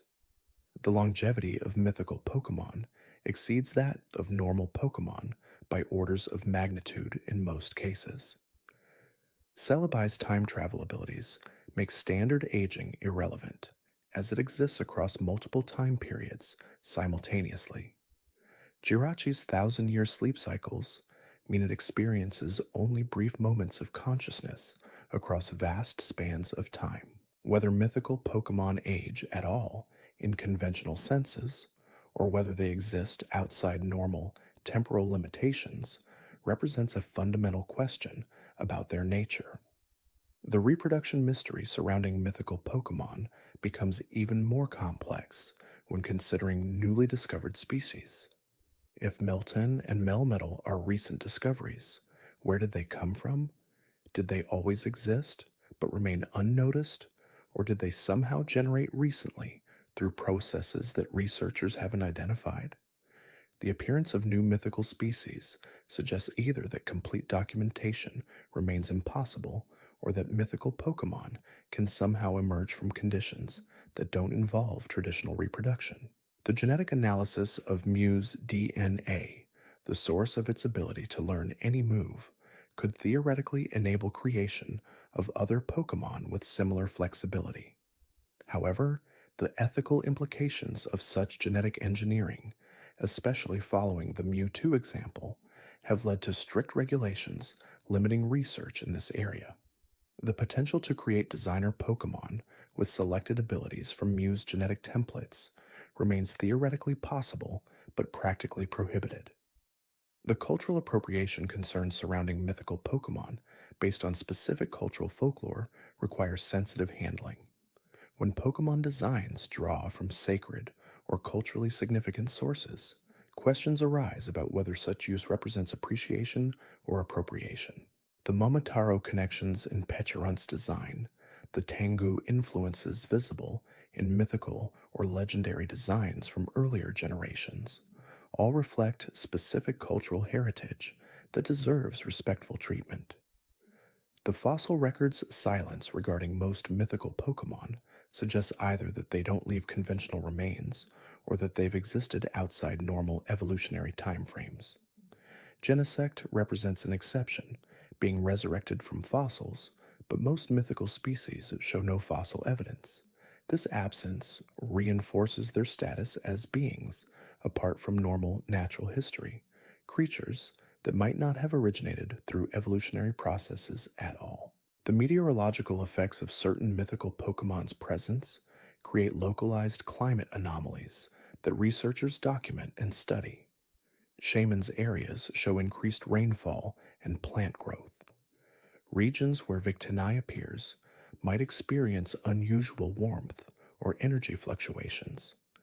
These environmental signatures sometimes allow researchers to detect mythical Pokémon presence, even without direct sighting, tracking the creature through the changes it creates in surrounding conditions. The extinction possibility for mythical Pokémon represents a particularly troubling conservation concern. If each mythical individual is unique, or if populations are extremely small, the loss of even one individual could mean permanent extinction. The irreversibility of such loss makes protection of mythical Pokémon crucial, though the difficulty of protecting creatures whose locations and behaviors remain largely unknown creates significant practical challenges. The training methodology for mythical Pokémon requires approaches different from those used with ordinary Pokémon. Commands that work with species trainers understand might not translate effectively to creatures with entirely different cognitive structures. Building trust with a being that possesses power to destroy or manipulate its trainer requires humility and genuine respect rather than the authoritative approach some trainers use with less powerful Pokémon. The battle performance of mythical Pokémon varies significantly based on individual personality and training quality. A mythical Pokémon that doesn't respect its trainer might deliberately underperform or refuse commands. Conversely, a strong bond can enable mythical Pokémon to access power levels beyond their normal capabilities, creating combination attacks or strategies impossible with ordinary teammates. The relationship quality proves as important as inherent power in determining battle effectiveness. The storage considerations for mythical Pokémon in PC systems raise interesting technical questions. How does the Pokémon storage network handle creatures that can manipulate time, create reality alterations, or possess other exotic abilities? What safeguards prevent mythical Pokémon from escaping or causing problems while stored? The engineering solutions that make Pokémon storage systems reliable, even for mythical species, represent impressive technical achievements rarely acknowledged by average users. The philosophical implications of Arceus's claimed status as creator deserve deeper exploration. If Arceus truly created everything, does that make it responsible for suffering and evil in the world? Does Arceus maintain ongoing involvement in creation, or did it establish initial conditions and then step back? The theological questions are raised by a demonstrably existent creator being differ significantly from abstract religious debates about invisible deities. The relationship between mythical Pokémon and human free will become particularly interesting when considering creatures like Jirachi that grant wishes or Pecharunt that binds others to its will. Do wishes granted by Jirachi reflect the true desires of the wisher, or might the wish-granting process itself influence what is wished for? Does petulance binding completely override free will, or does it work by amplifying existing desires until they become overwhelming? The sensory experiences of encountering mythical Pokemon often include elements that seem to transcend normal perception. Witnesses report feeling emotions that don't originate from their own minds, seeing colors that don't exist in normal spectrum, or experiencing time distortions during encounters. Whether these represent actual supernatural phenomena or psychological responses to extraordinary situations remains uncertain, though the consistency of reports across different encounters suggests genuine, unusual effects. As this exploration winds down toward its conclusion, perhaps it is useful to think about what draws people to seek mythical Pokemon despite the difficulty and uncertainty involved. The appeal extends beyond simply wanting powerful team members or rare specimens for collections. Something about mythical encounters speaks to deeper human needs, the desire to experience wonder, to brush against mystery, to confirm that the world contains more than mundane routine. The stories people tell after encountering mythical Pokemon often focus less on the power or rarity of the creature and more on how the encounter made them feel, the sense of being chosen or blessed, the validation of persistence and dedication. These emotional responses suggest that mythical Pokemon serve psychological and spiritual functions beyond their mechanical roles in battles or collections. The future of mythical Pokemon research and conservation will require balancing competing interests and values. Scientific curiosity pushes for more investigation and documentation. Conservation concerns demand protection and non interference. Commercial interests seek access for profit. Military and security organizations want control over potential weapons or strategic assets. Navigating these conflicts while prioritizing mythical Pokemon welfare requires wisdom and cooperation across sectors. The possibility of yet undiscovered mythical Pokemon existing in remote regions or under conditions no one has yet encountered keeps researchers and trainers exploring, investigating, and hoping. Each new generation brings revelations of creatures previously unknown, suggesting that complete documentation may never be achieved. The world remains larger than human knowledge, containing spaces where mysteries dwell undisturbed. The legacy of mythical Pokemon extends across generations of trainers, researchers, and ordinary people whose lives were touched by stories, encounters, or the simple possibility of someday meeting something truly extraordinary. This cultural transmission ensures that mythical Pokemon remain significant, even for those who never personally encounter them, shaping values and inspiring dreams across populations. The night has grown very late now, or perhaps very early, depending on perspective. The stories of mythical Pokemon have been told, from Mew's genetic completeness through petulance binding toxins, with stops at wish granting and time travel, nightmare inducing and victory blessing along the way. Each creature unique, each powerful, each rare, each mythical in its own particular way. The silence settles gently as words give way to quiet contemplation. Somewhere in the world, a Celebi tends its forest. Somewhere, a Jirachi sleeps through centuries. Somewhere, a trainer encounters something extraordinary and will never forget that moment. The mythical Pokemon continue their existence, whether observed or not, whether understood or not, whether caught or forever free. The telling is complete. The mythical Pokemon have been explained as thoroughly as current knowledge allows. What remains is the quiet space after stories, the moment before sleep, the gentle transition from waking knowledge to resting dreams. Perhaps in those dreams, you will encounter something mythical yourself, something rare and special, something that reminds you why these creatures matter, why their stories deserve telling, why wonder remains valuable in a world too often focused on the ordinary and inexplicable. The documentation of mythical encounters often includes details that seem minor at first but reveal deeper patterns upon reflection. The time of day when certain mythical Pokemon appear follows rhythms that connect to their nature and abilities. Darkrai emerges during new moons, when darkness reaches its deepest point, the absence of lunar light creating conditions that align with its nightmare inducing presence. Celebi favors dawn hours when forests wake to birdsong, and dew still clings to leaves, the transitional moment between night and day, matching its role as a being that moves between time periods. The seasonal variations in mythical Pokemon activity suggest connections to natural cycles that run deeper than simple weather preferences. Shaman becomes active during spring and summer, when flowers bloom and growth accelerates.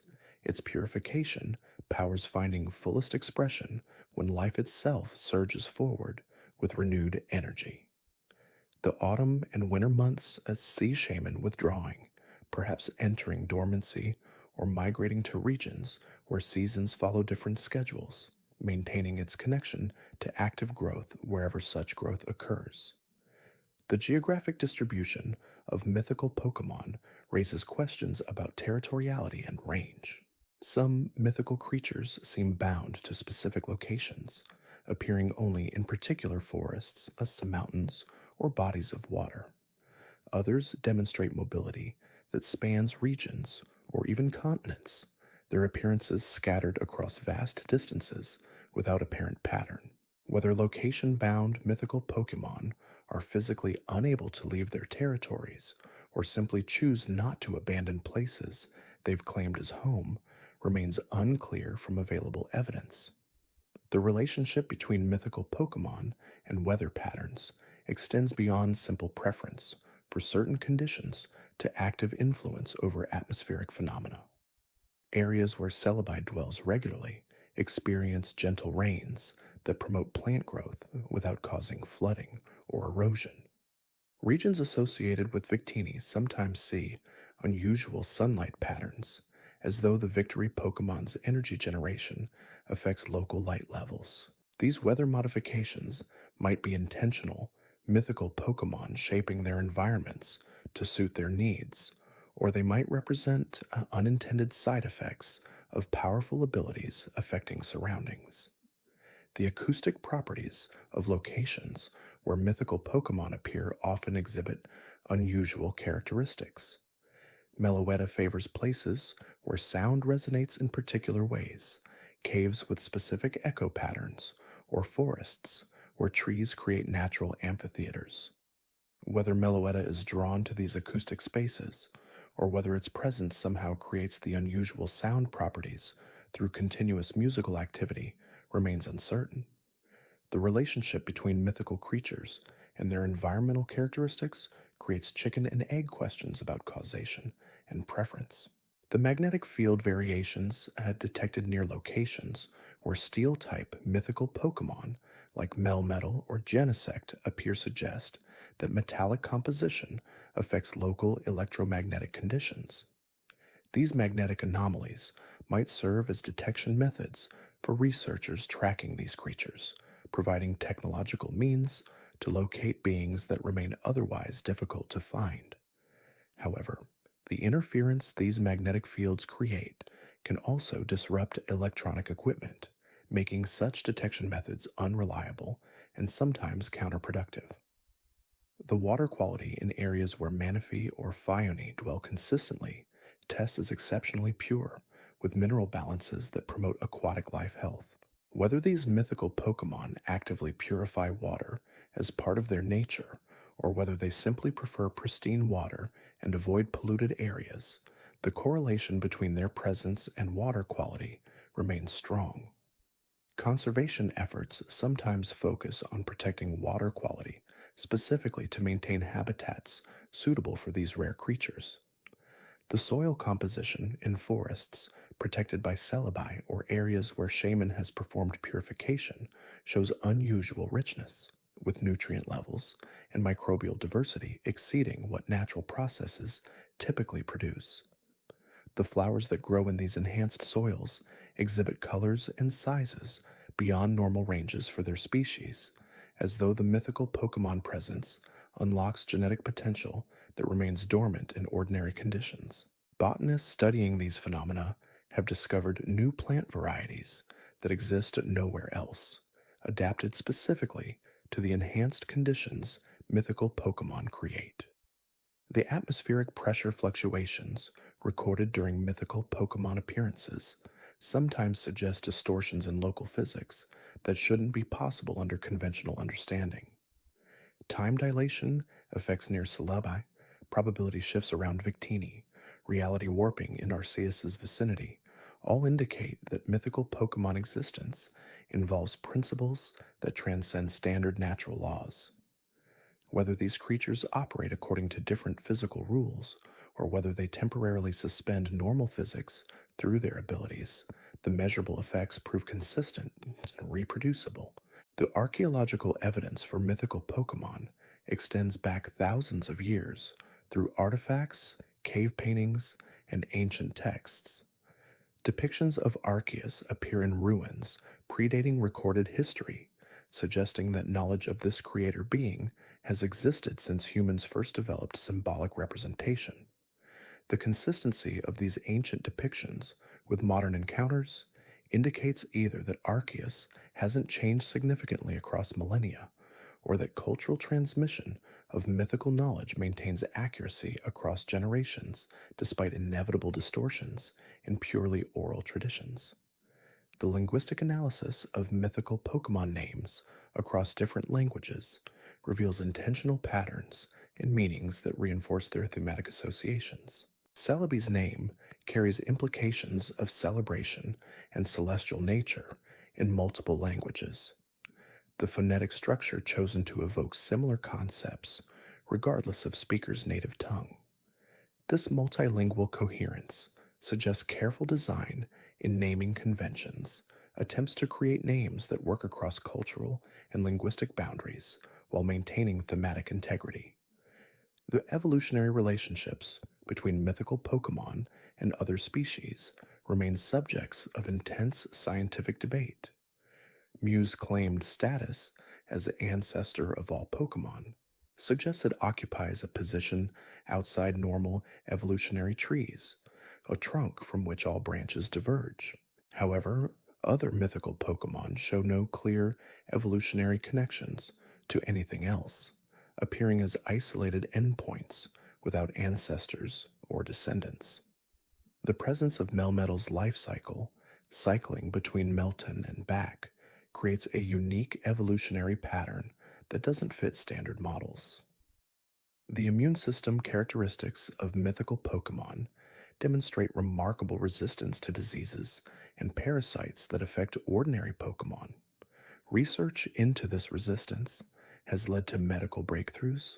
Understanding how mythical Pokemon immune responses operate has informed the development of vaccines and treatments for conditions previously considered incurable. The ethical implications of using mythical Pokemon as medical research subjects create tension between potential benefits and concerns about exploitation of rare beings. The regenerative capabilities of some mythical Pokemon exceed anything observed in normal species. Injuries that would be fatal or permanently disabling to ordinary Pokemon heal within hours or days for creatures like Celebi or Mew. Whether this represents accelerated healing or actual reversal of damage through temporal or reality manipulation remains uncertain.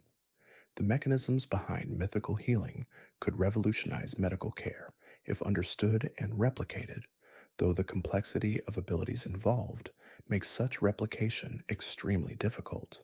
The nutritional content analysis of food consumed by mythical Pokemon, when such consumption can be observed, reveals unusual requirements and preferences. Melton's metal consumption represents the most obvious specialized diet, but other mythical Pokemon show preferences for specific nutrients or energy types that standard Pokemon food doesn't provide. Developing appropriate nutrition for captive mythical Pokemon requires research and experimentation that takes years, with mistakes potentially harmful to creatures too rare and valuable to risk through trial and error. The sleep patterns of mythical Pokemon vary enormously, from Jirachi's thousand-year cycles to creatures that apparently never sleep at all. The study of mythical sleep has contributed to understanding of rest and consciousness across species, revealing that sleep serves different purposes for different types of beings. Darkrai's relationship with sleep and dreams positions it as both subject and object of sleep research, a creature that affects sleep in others while presumably experiencing its own rest periods according to patterns observers cannot easily study. The social structures of mythical Pokemon species that live in groups, like Zarude troops, demonstrate complexity comparable to highly intelligent social species. Hierarchies within troops involve more than simple dominance, incorporating elements of wisdom, experience, and specialized skills. Younger Zarude learn not just from direct teaching, but through observation and practice, with elders demonstrating techniques and allowing youngsters to attempt replication. This cultural transmission of knowledge suggests that Zarude society accumulates learning across generations, potentially evolving and adapting behavioral patterns over time. The territorial disputes between mythical Pokemon and ordinary Pokemon or other mythical creatures create ecological pressures that shape entire regions. When a mythical being claims territory, less powerful creatures must relocate or adapt to coexistence. The presence of a single mythical individual can reorganize an entire ecosystem structure, creating cascading effects through food webs and habitat utilization patterns. Conservation planning must account for these mythical influences, protecting not just the rare creatures themselves, but also the ecological relationships their presence creates. The migration patterns of mobile mythical Pokemon, when such patterns exist, follow routes that sometimes span continents or cross ocean basins. Whether these migrations respond to environmental cues, follow instinctual patterns encoded genetically, or reflect conscious decisions based on knowledge of distant conditions remains debated. Tracking mythical migrations proves extremely difficult given their rarity and the vast distances involved, requiring international cooperation and sophisticated technology to gather meaningful data. The adaptation capabilities of mythical Pokemon to changing environmental conditions appear robust but not unlimited. Climate change and habitat destruction affect mythical species just as they impact ordinary Pokemon, though the specific effects differ based on each creature's nature and abilities. Shaman might actually benefit from certain environmental changes if they increase flowering plant ranges, while Manaphy could suffer from ocean acidification and warming. Understanding these differential impacts informs conservation priorities and resource allocation. The cultural rituals developed by human societies around mythical Pokemon serve purposes beyond simple reverence. Many rituals incorporate practical knowledge about when and where mythical creatures appear, encoding environmental observations in ceremonial frameworks that ensure intergenerational transmission. A festival celebrating Celebi might actually function as astronomical calendar, marking specific stellar alignments that correlate with that creature's appearance. The spiritual aspects overlay practical utility, creating traditions that serve multiple functions simultaneously. The artistic representations of mythical Pokemon across different media and cultures reveal how human perception filters and transforms direct observations.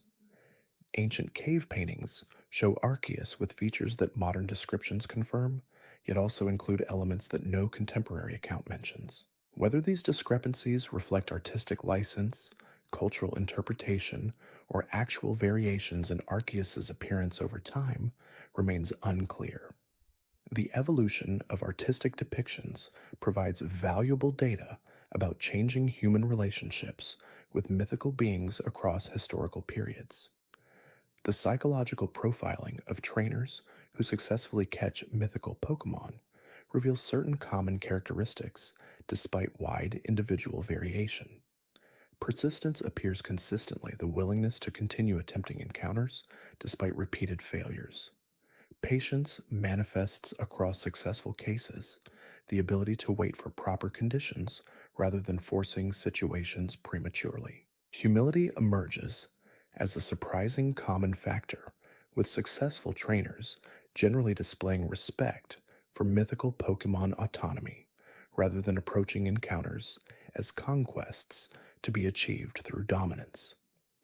The bonding mechanisms between mythical Pokemon and trainers appear to involve elements that's beyond normal Pokemon trainer relationships. Standard trust building and care provision remain important, but additional factors come into play.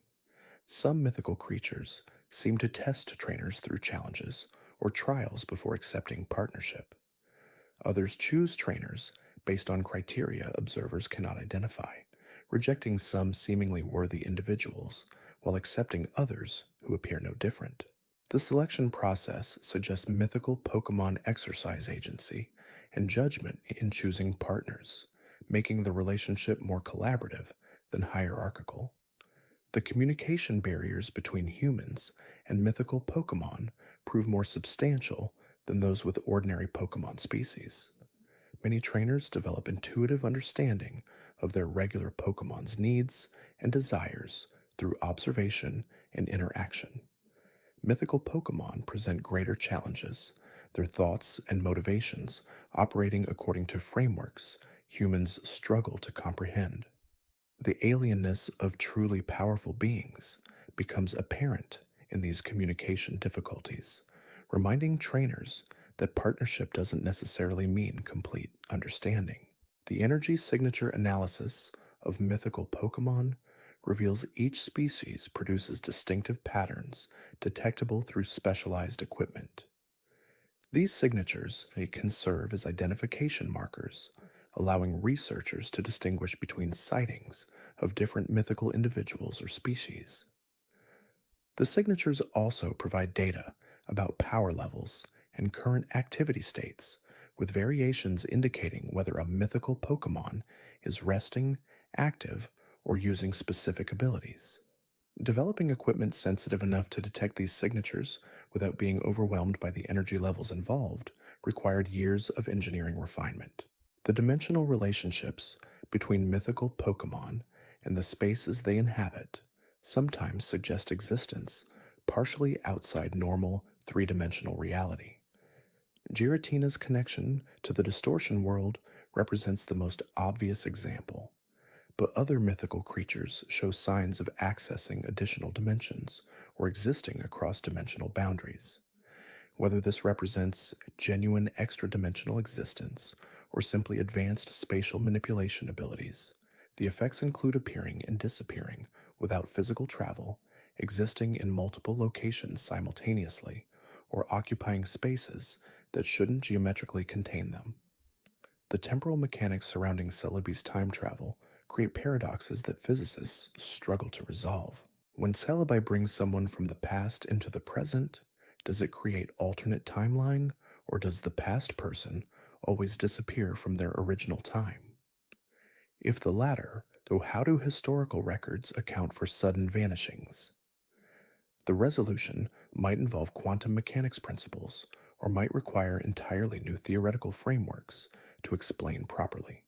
The existence of time-traveling Pokemon forces reconsideration of fundamental assumptions about causality and temporal progression. The wish-granting mechanics of Jirachi raise philosophical questions about desire, satisfaction, and the nature of wanting. What happens when someone wishes for something they think they want, but actually would make them miserable? Does Jirachi grant the literal wish, regardless of consequences, or does it interpret wishes according to deeper assessment of the wisher's true needs? The accounts vary, with some suggesting Jirachi grants wishes precisely as stated, while others indicate some level of judgment or interpretation in the granting process. The nightmare content that Darkrai produces varies not just between different victims, but also across multiple exposures of the same individual. A person affected by Darkrai multiple times reports different nightmares each occasion, as though Darkrai's power taps into current fears rather than fixed trauma. This variability suggests sophisticated psychological sensitivity, the ability to read shifting emotional states and craft experiences tailored to present rather than past anxieties.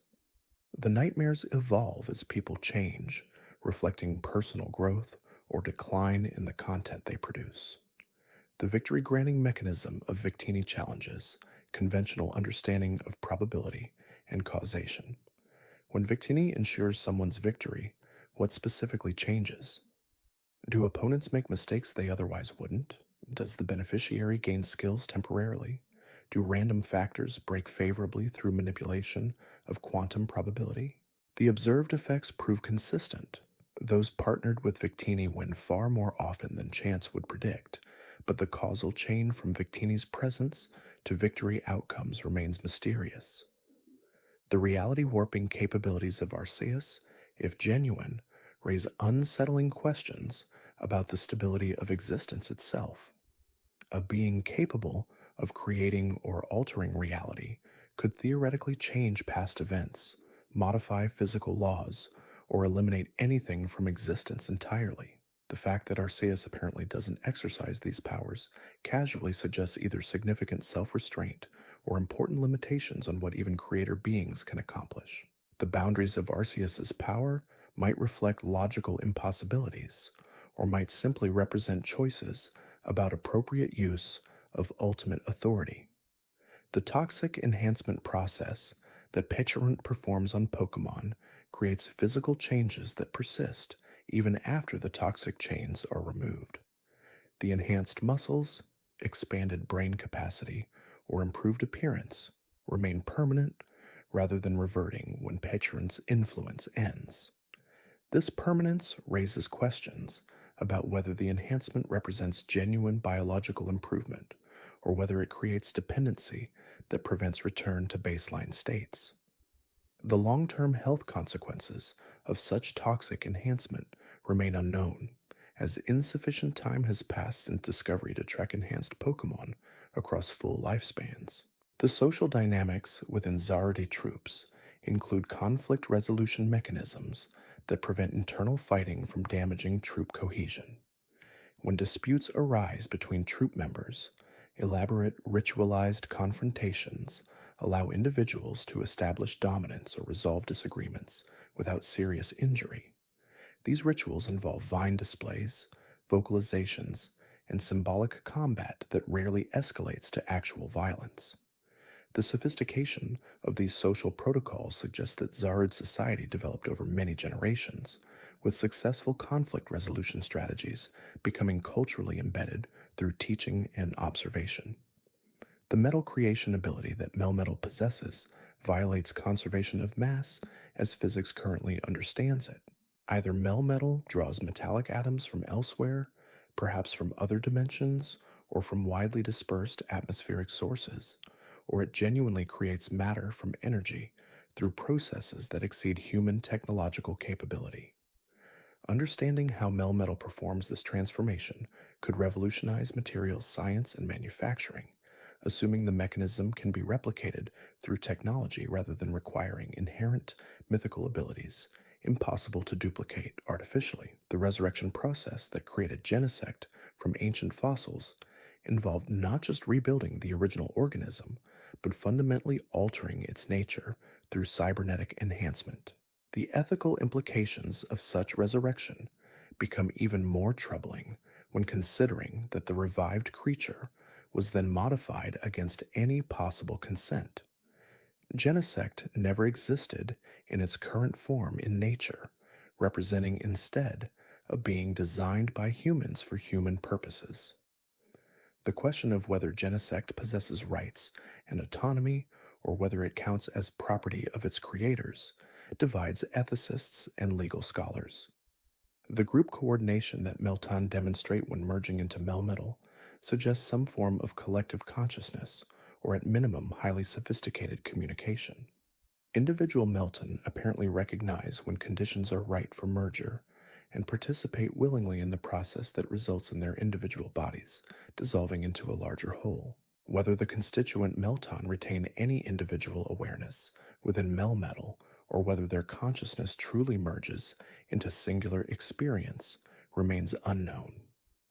The reverse process, when Melmetal fragments back into individual Melton, might provide insight into this question if the resulting Melton carry memories of their time as part of the larger being.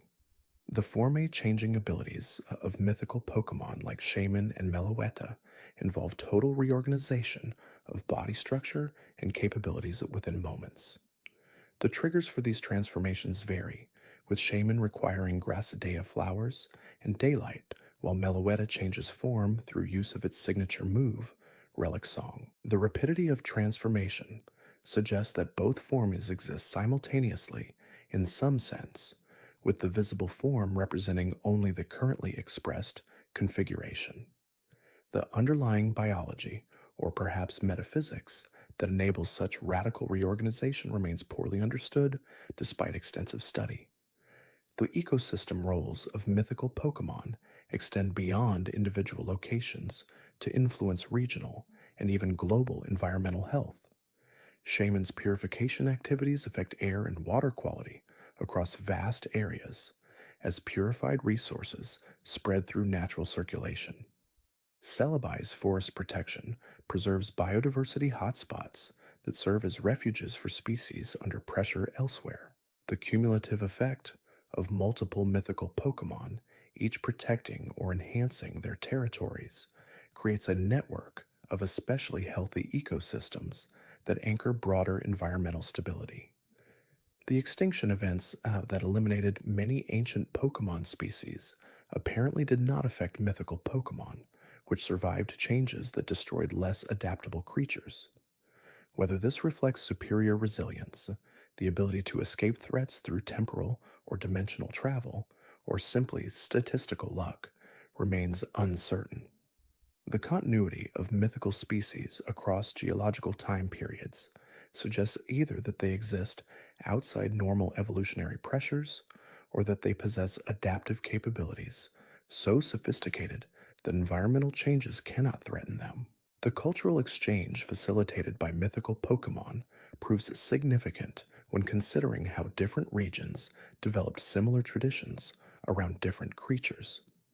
Trade routes and diplomatic relationships often formed around shared interest in mythical beings, with societies exchanging information about sightings, capture techniques, and proper treatment. These exchanges built bridges between cultures that might otherwise have remained isolated, creating connections that persisted even after mythical Pokémon interests faded. The role of rare creatures in promoting cross-cultural understanding represents an underappreciated aspect of mythical Pokémon significance. The technological development inspired by mythical Pokémon abilities drives innovation across multiple industries. Engineers studying Genesec's type-changing cannon hope to develop adaptive weapon systems for defense applications. Energy companies research Victini's infinite energy generation, seeking solutions to power scarcity. Medical researchers investigating mythical healing factors search for treatments applicable to human health conditions. The practical applications of theoretical knowledge gained from studying mythical Pokémon justify significant research investment, despite the difficulty of accessing subjects. The legal frameworks governing mythical Pokémon ownership vary dramatically across regions, reflecting different cultural values and practical considerations. Some jurisdictions treat mythical captures like any other Pokémon ownership, granting trainers full rights over creatures they successfully catch. Other regions claim mythical Pokémon as cultural heritage or natural resources belonging collectively to all citizens, restricting or prohibiting private ownership. International disputes arise when mythical Pokémon migrate across borders, with nations arguing over jurisdiction and authority regarding creatures that recognize no political boundaries. The insurance industry struggles with how to handle liabilities associated with mythical Pokemon ownership. Standard Pokemon trainer insurance doesn't adequately cover potential damages from creatures capable of reality warping or mass destruction. Specialized policies for mythical trainers carry premiums so high that few individuals can afford coverage, creating situations where trainers operate without adequate protection against catastrophic losses. The development of appropriate risk assessment models for mythical Pokemon requires more data than currently exists, given the rarity of incidents and the uniqueness of each species. The educational curricula in regions where mythical Pokemon appear include specialized training programs for students who might someday encounter these creatures. Proper protocol for mythical sightings, safety procedures when in proximity to dangerous mythical species, ethical frameworks for deciding whether to attempt capture, all feature in advanced trainer education. The inclusion of mythical content recognizes that while encounters remain rare, the consequences of improper handling justify preparing students for possibilities they may never face. The religious dimensions of mythical Pokemon veneration create complex relationships between traditional faith systems and new theologies that centered on demonstrably existent, powerful beings. Some established religions incorporate mythical Pokemon into existing frameworks, interpreting creatures like Arceus as servants or manifestations of ultimate divinity rather than as gods themselves. Other belief systems develop specifically around mythical beings, creating new religious movements that worship Celebi, Jirachi, or other creatures as literal deities worthy of prayer and sacrifice. The philosophical implications of mythical Pokemon existence force reconsideration of fundamental questions about consciousness, power, and the nature of reality itself. If beings exist that can manipulate time, grant wishes, or create matter from nothing, what does that mean for human agency and the rules governing existence? The demonstrated impossibility of previously assumed natural laws challenges scientific materialism while simultaneously providing empirical evidence for phenomena traditionally relegated to faith or superstition. The reconciliation of mythical Pokemon capabilities with broader understanding of how the world works remains an active area of philosophical inquiry. The psychological impact on society of knowing mythical Pokemon exist but remaining unable to encounter them creates interesting cultural dynamics. The presence of beings with extraordinary powers living nearby yet inaccessible generates mixture of hope and frustration, inspiring some individuals while demoralizing others. The knowledge that reality contains more than ordinary experience can access serves as comfort to some and torture to others, depending on personality and circumstances. This cultural awareness of transcendent possibility shapes artistic production, religious expression, and individual life choices in ways both obvious and subtle. The transformation mythology surrounding creatures like Mew and Ditto, which share certain characteristics like transformation abilities and pink coloring, suggests possible connections between mythical and ordinary Pokemon that researchers have yet to fully explore. Whether Ditto represents a degraded or evolved form of Mew, shares common ancestry, or simply coincidentally resembles Mew remains debated. The genetic analysis that might resolve this question requires access to clear Mew samples, which proves difficult given the creature's rarity and the ethical concerns about conducting invasive genetic research on mythical beings. The prophetic traditions in some cultures claim that mythical Pokemon appearances signal significant events or transitions. Celebi sightings supposedly precede periods of great change. Victini appearances herald important conflicts. Darkrai manifestations warn of coming troubles. Whether these correlations reflect genuine precognitive abilities, observers interpreting random chance as pattern, or mythical Pokémon responding to subtle environmental cues that humans also unconsciously detect remains unproven. The persistence of prophetic beliefs across cultures and generations suggests at minimum that people find comfort or utility in interpreting mythical encounters as meaningful beyond simple rarity. The competitive disadvantages faced by trainers without access to mythical Pokemon create equity concerns in professional battling circuits. If mythical creatures provide decisive advantages in combat, trainers who happen to encounter and capture them gain unfair benefits over equally skilled competitors who lack such fortune. The restriction of mythical Pokemon from most competitive formats addresses this concern, creating level playing fields where skill rather than rare specimen possession determines outcomes. However, these restrictions also mean that mythical Pokemon's full battle potential remains largely unexplored except in specialized tournaments that allow their use. The breeding programs that some researchers propose for mythical Pokemon face obvious practical and ethical obstacles. Most mythical species cannot breed through known methods, making conventional breeding programs impossible. The Manaphy and Phione case represents an exception, but raises its own questions about whether producing Phione that cannot evolve into Manaphy serves any conservation purpose. The inability to breed mythical Pokemon means that every individual represents irreplaceable genetic diversity, making protection of existing specimens absolutely critical. The climate change implications of losing mythical Pokemon like Shaman or Celebi that actively maintain environmental health could prove catastrophic for regions dependent on their ecosystem services. If Shaman's purification activities cease due to habitat destruction or climate effects, pollution could accumulate to levels that devastate local environments. If Celebi can no longer maintain forest health due to changing conditions, biodiversity loss could accelerate beyond natural recovery capability.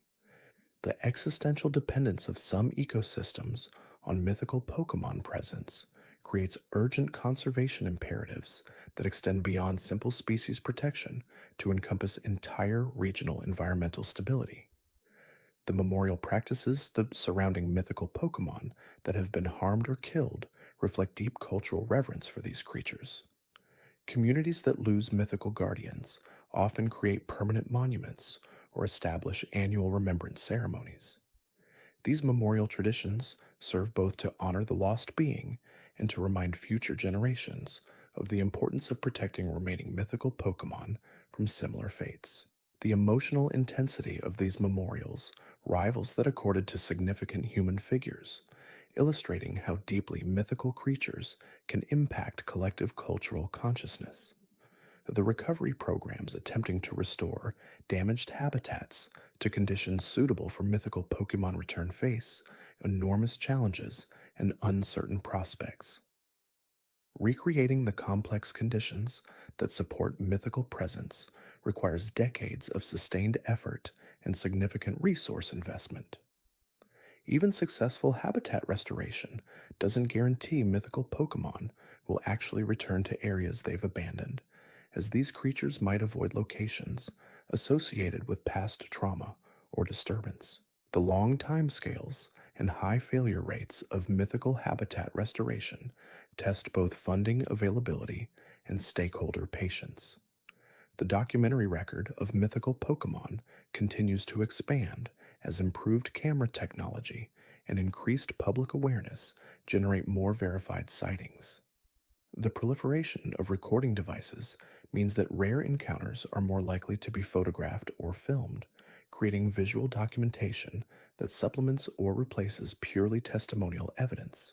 However, this increased documentation also generates more hoaxes and misidentifications, requiring researchers to develop sophisticated verification protocols for distinguishing genuine mythical sightings from mistakes or deliberate deceptions. The night has grown very deep now, the hour when few remain awake and the world settles into its quietest state. The stories of mythical Pokemon have been told extensively, perhaps exhaustively, covering their abilities and habitats, their impacts and implications, their mysteries and meanings.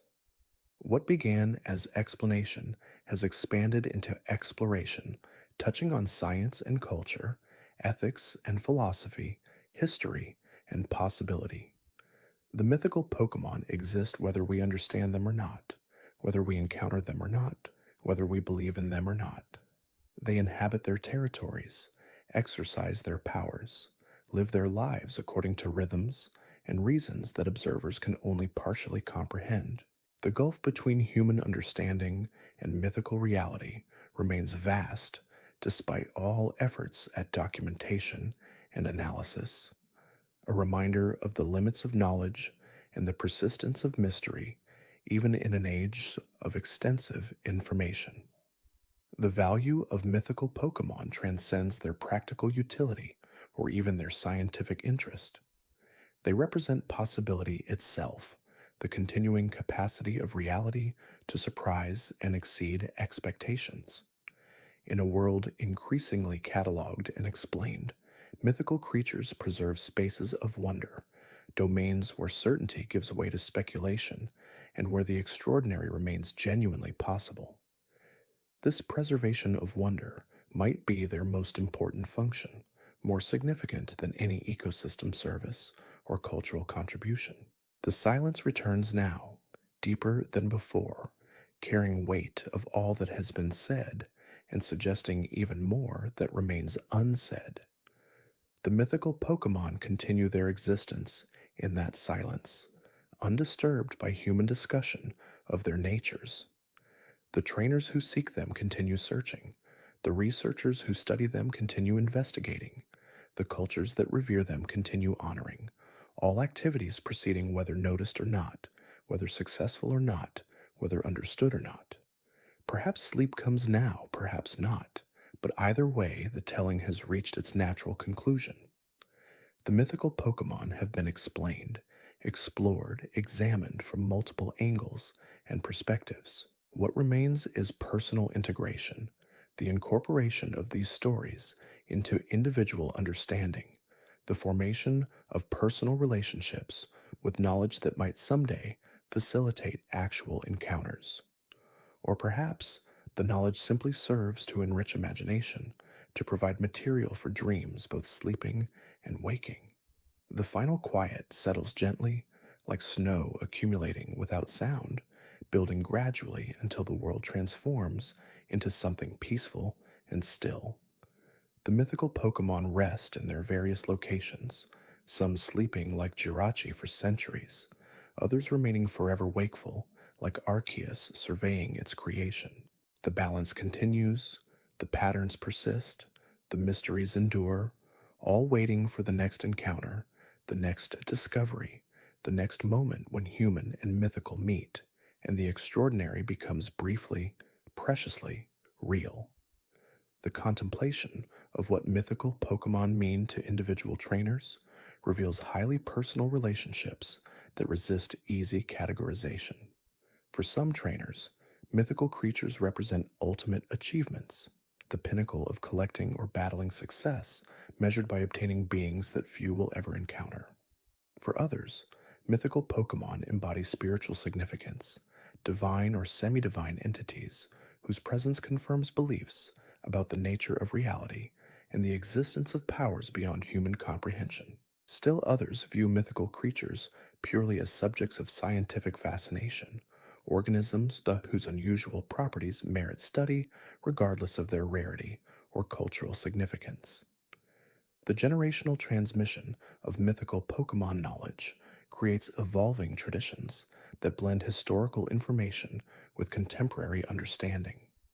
Grandparents tell grandchildren about Celebi sightings from decades past, embedding practical observation within narrative frameworks that make the information memorable.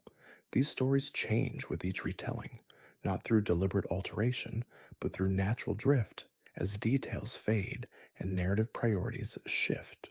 The result is a body of knowledge that remains useful while becoming increasingly mythological itself, practical information transformed into legend through the passage of time. The economic structures that develop around mythical Pokémon create industries employing thousands of people despite the creature's rarity. Tour guides lead expeditions to locations associated with specific mythical beings, providing expertise and equipment for trainers seeking encounters. Equipment manufacturers produce specialized Pokeballs, tracking devices, and safety gear designed for mythical encounters. Insurance companies employ actuaries to calculate risk factors and adjusters to evaluate claims involving mythical Pokémon. The indirect economic impact of these rare creatures far exceeds what their numbers would suggest possible. The political implications of mythical Pokémon control have shaped international relations throughout history. Nations compete for prestige associated with harboring important mythical species within their borders. Territorial disputes sometimes center on regions where mythical Pokémon appear, with control of sacred sites or critical habitats becoming points of contention between neighboring states. The diplomatic protocols governing mythical Pokémon research across national boundaries require delicate negotiation, balancing scientific cooperation against concerns about strategic advantage and cultural sovereignty. The media representation of mythical Pokémon shapes public perception in ways that don't always align with scientific understanding or cultural traditions. Sensationalized accounts emphasize drama and conflict, presenting mythical encounters as dangerous or adversarial when most actual interactions involve neutral coexistence or gentle observation. This media distortion creates unrealistic expectations among aspiring trainers, while potentially damaging mythical Pokémon reputations and increasing fear-based persecution of creatures that pose minimal actual threat. The preservation ethics surrounding mythical Pokémon balance multiple competing values and stakeholder interests. Conservationists prioritize species survival and habitat protection, sometimes advocating for restrictions on human access to sensitive areas. Researchers seek understanding that requires close study, potentially disruptive to mythical Pokémon well-being. Trainers desire encounters and captures that serve personal rather than collective interests. Indigenous communities claim cultural rights to mythical beings associated with ancestral lands. Reconciling these competing claims requires sophisticated governance structures and genuine commitment to finding mutually acceptable compromises. The mythical Pokémon that remain undiscovered, if any exist, represent the outer boundary of current knowledge and the continuing possibility of revelation.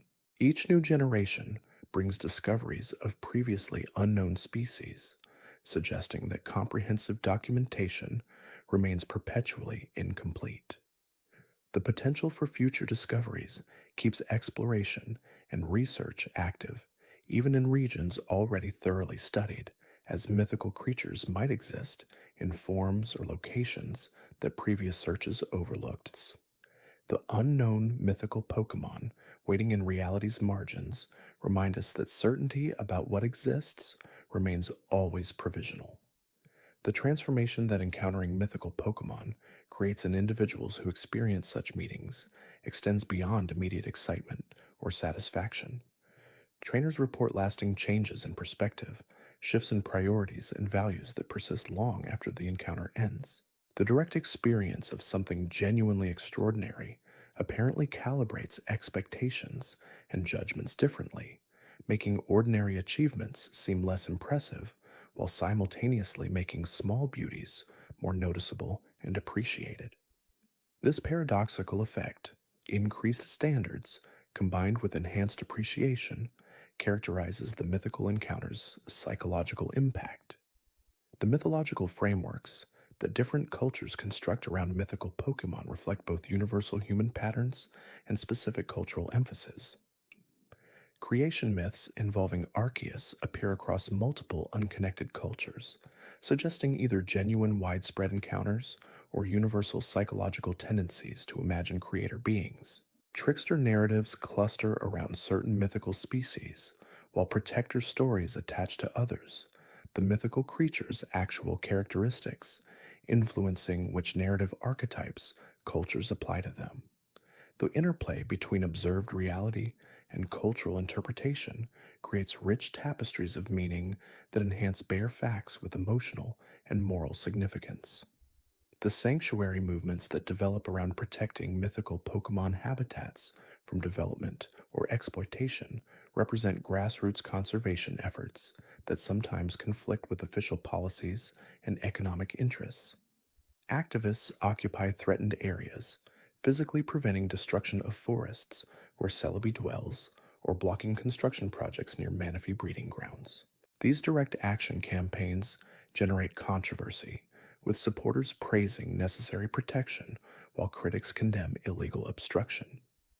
The intensity of sanctuary activism reflects deep commitment to values that prioritize mythical Pokemon welfare over human convenience or profit.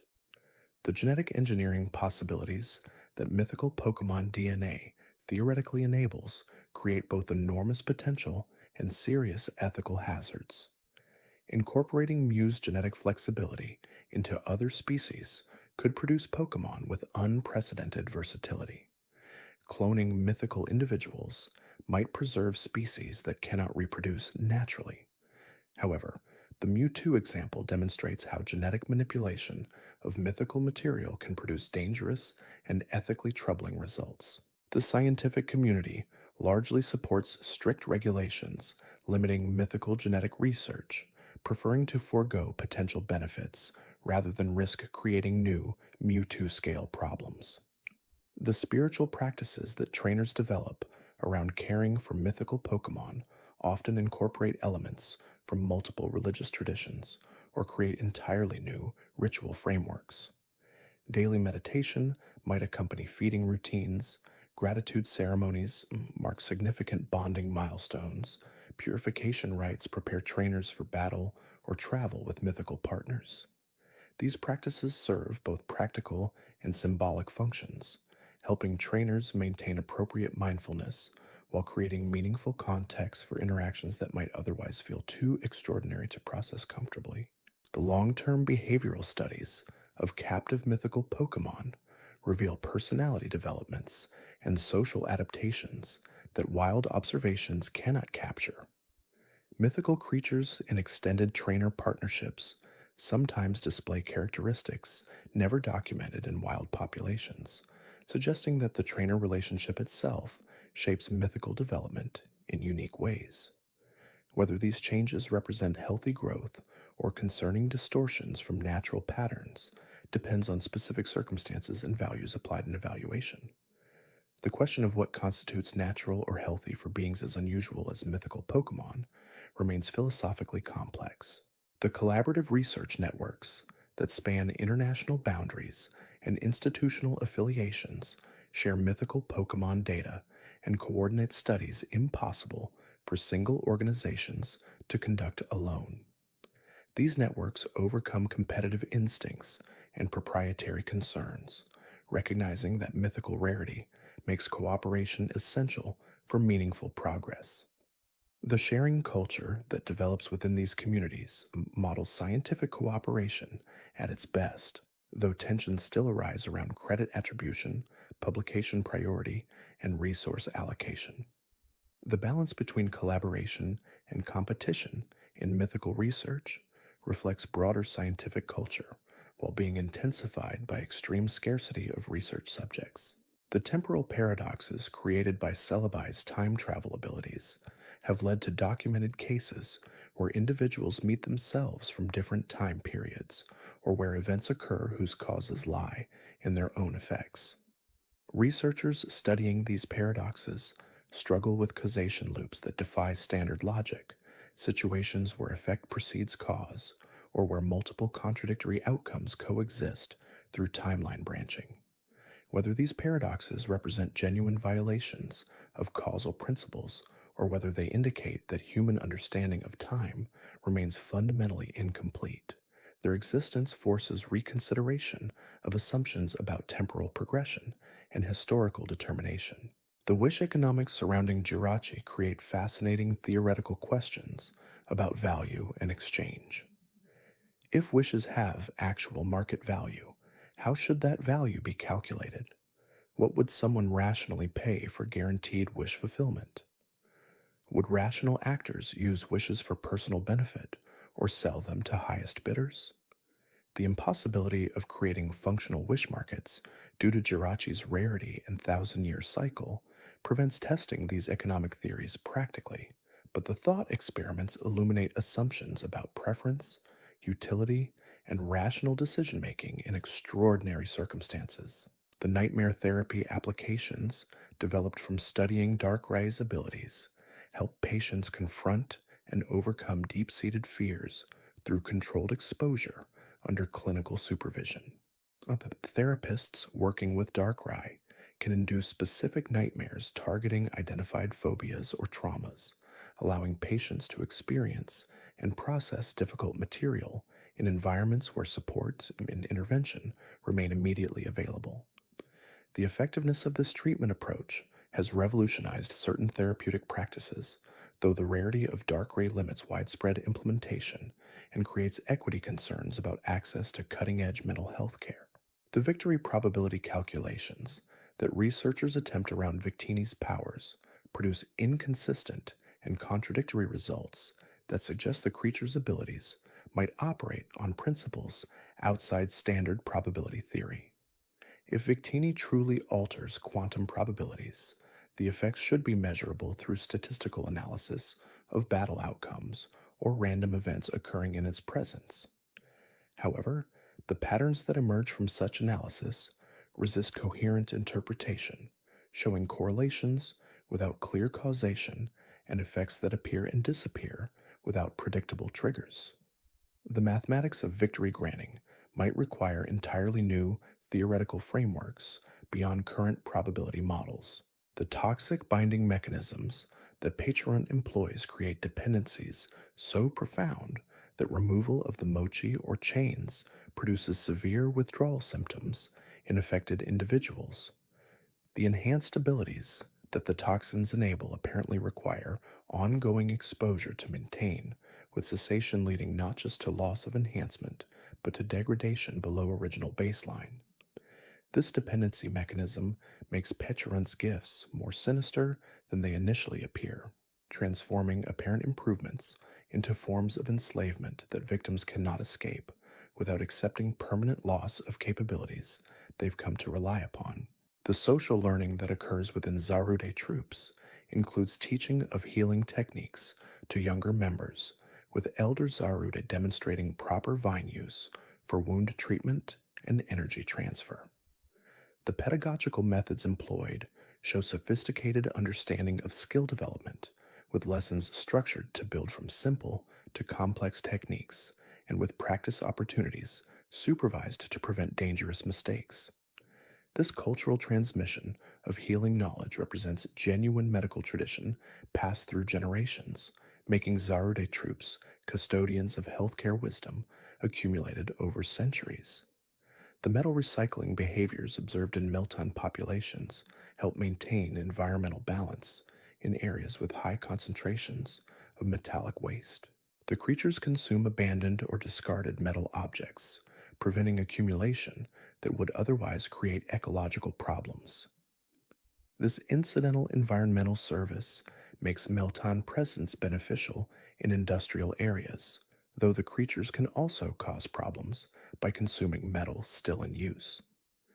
The relationship between Melton and human industrial activity creates complicated feedback loops where human metal production attracts Melton whose consumption then affects human metal availability. The cosmic significance attributed to Melmetal in ancient worship systems reflected genuine appreciation for abilities that seemed miraculous to pre-industrial peoples. The capacity to create metal without mining or smelting would have appeared as literal divine power, making reverence and worship entirely rational responses. The archaeological evidence of Melmetal-centered religious complexes demonstrates the profound impact these creatures had on ancient civilization development, potentially accelerating technological advancement through metal provision while shaping theological frameworks that emphasized creation and transformation. The forest protection instincts that drive Zaruda's territorial aggression serve crucial ecological functions by preventing overexploitation of resources and habitat destruction.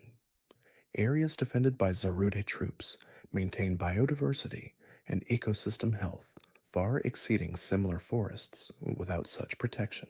The aggressive exclusion of potential threats, while dangerous to intruders, creates safe havens where vulnerable species can persist and where natural processes can proceed without human interference. The ecosystem benefits of Zarude presence might justify the risks their aggression creates for those attempting to enter protected territories. The peach symbolism in Petchorant's design and folklore connections carries layered meanings across different cultures. In some traditions, peaches represent immortality and longevity, associations that contrast darkly with Petchorant's binding toxins.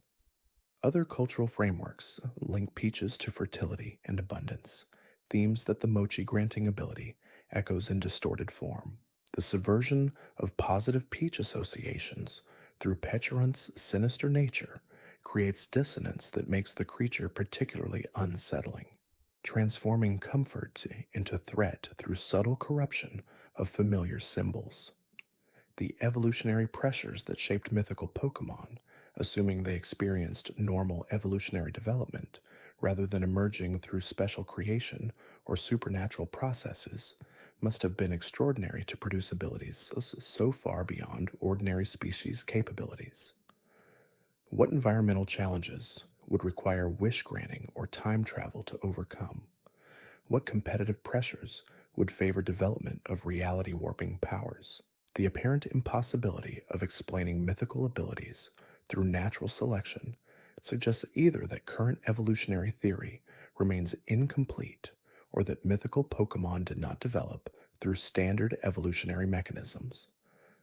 The conservation successes achieved through mythical Pokémon protection efforts demonstrate that preservation of rare species can succeed when adequate resources and political will align. Several mythical species whose populations seemed critically threatened have stabilized or even increased following implementation of comprehensive protection measures. These successes provide hope that even severely endangered creatures can recover given proper intervention, though the resources required for mythical conservation exceed what most ordinary species receive, creating uncomfortable questions about allocation priorities and which beings deserve greatest preservation effort. The final understanding one reaches after contemplating mythical Pokémon extensively is that complete understanding remains impossible, that these creatures exist partially beyond human comprehension, not through deliberate obscurity, but through genuine transcendence of categories and concepts that structure ordinary thought. The attempt to fully know mythical Pokémon represents worthwhile endeavor that necessarily fails, producing valuable partial insights while leaving core mysteries intact. This productive failure characterizes humanity's relationship with all that exceeds easy understanding, the reaching toward what cannot be grasped that nevertheless brings us closer to truth than comfortable certainty ever could. The darkness deepens into its final phase before the first hints of dawn begin their slow emergence. The stories have been told, the explanations attempted, the mysteries acknowledged. The mythical Pokémon continue existing, regardless of human understanding, their natures fixed by what they are, rather than by how they're perceived.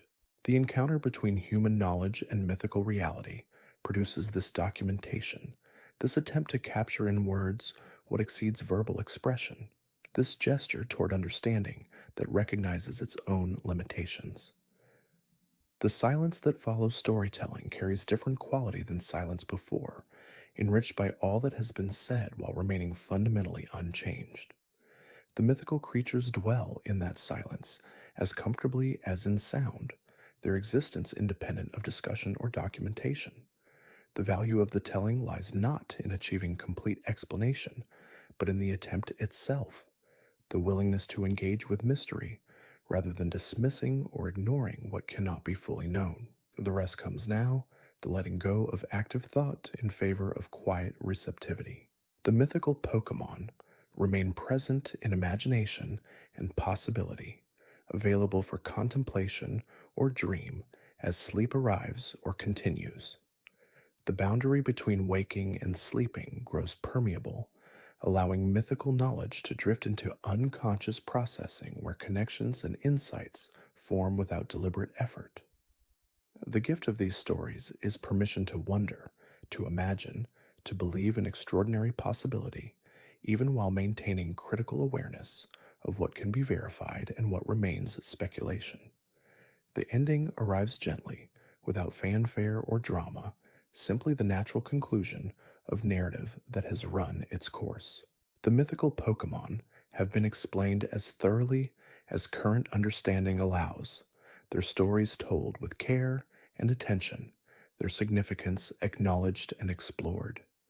What remains is integration and rest, the absorption of knowledge into personal understanding, and the release of conscious processing in favor of sleep's restoration. The mythical creatures continue their existence whether thought about or not, permanent features of reality, waiting for next encounter, next discovery, next moment of wonder when extraordinary becomes real.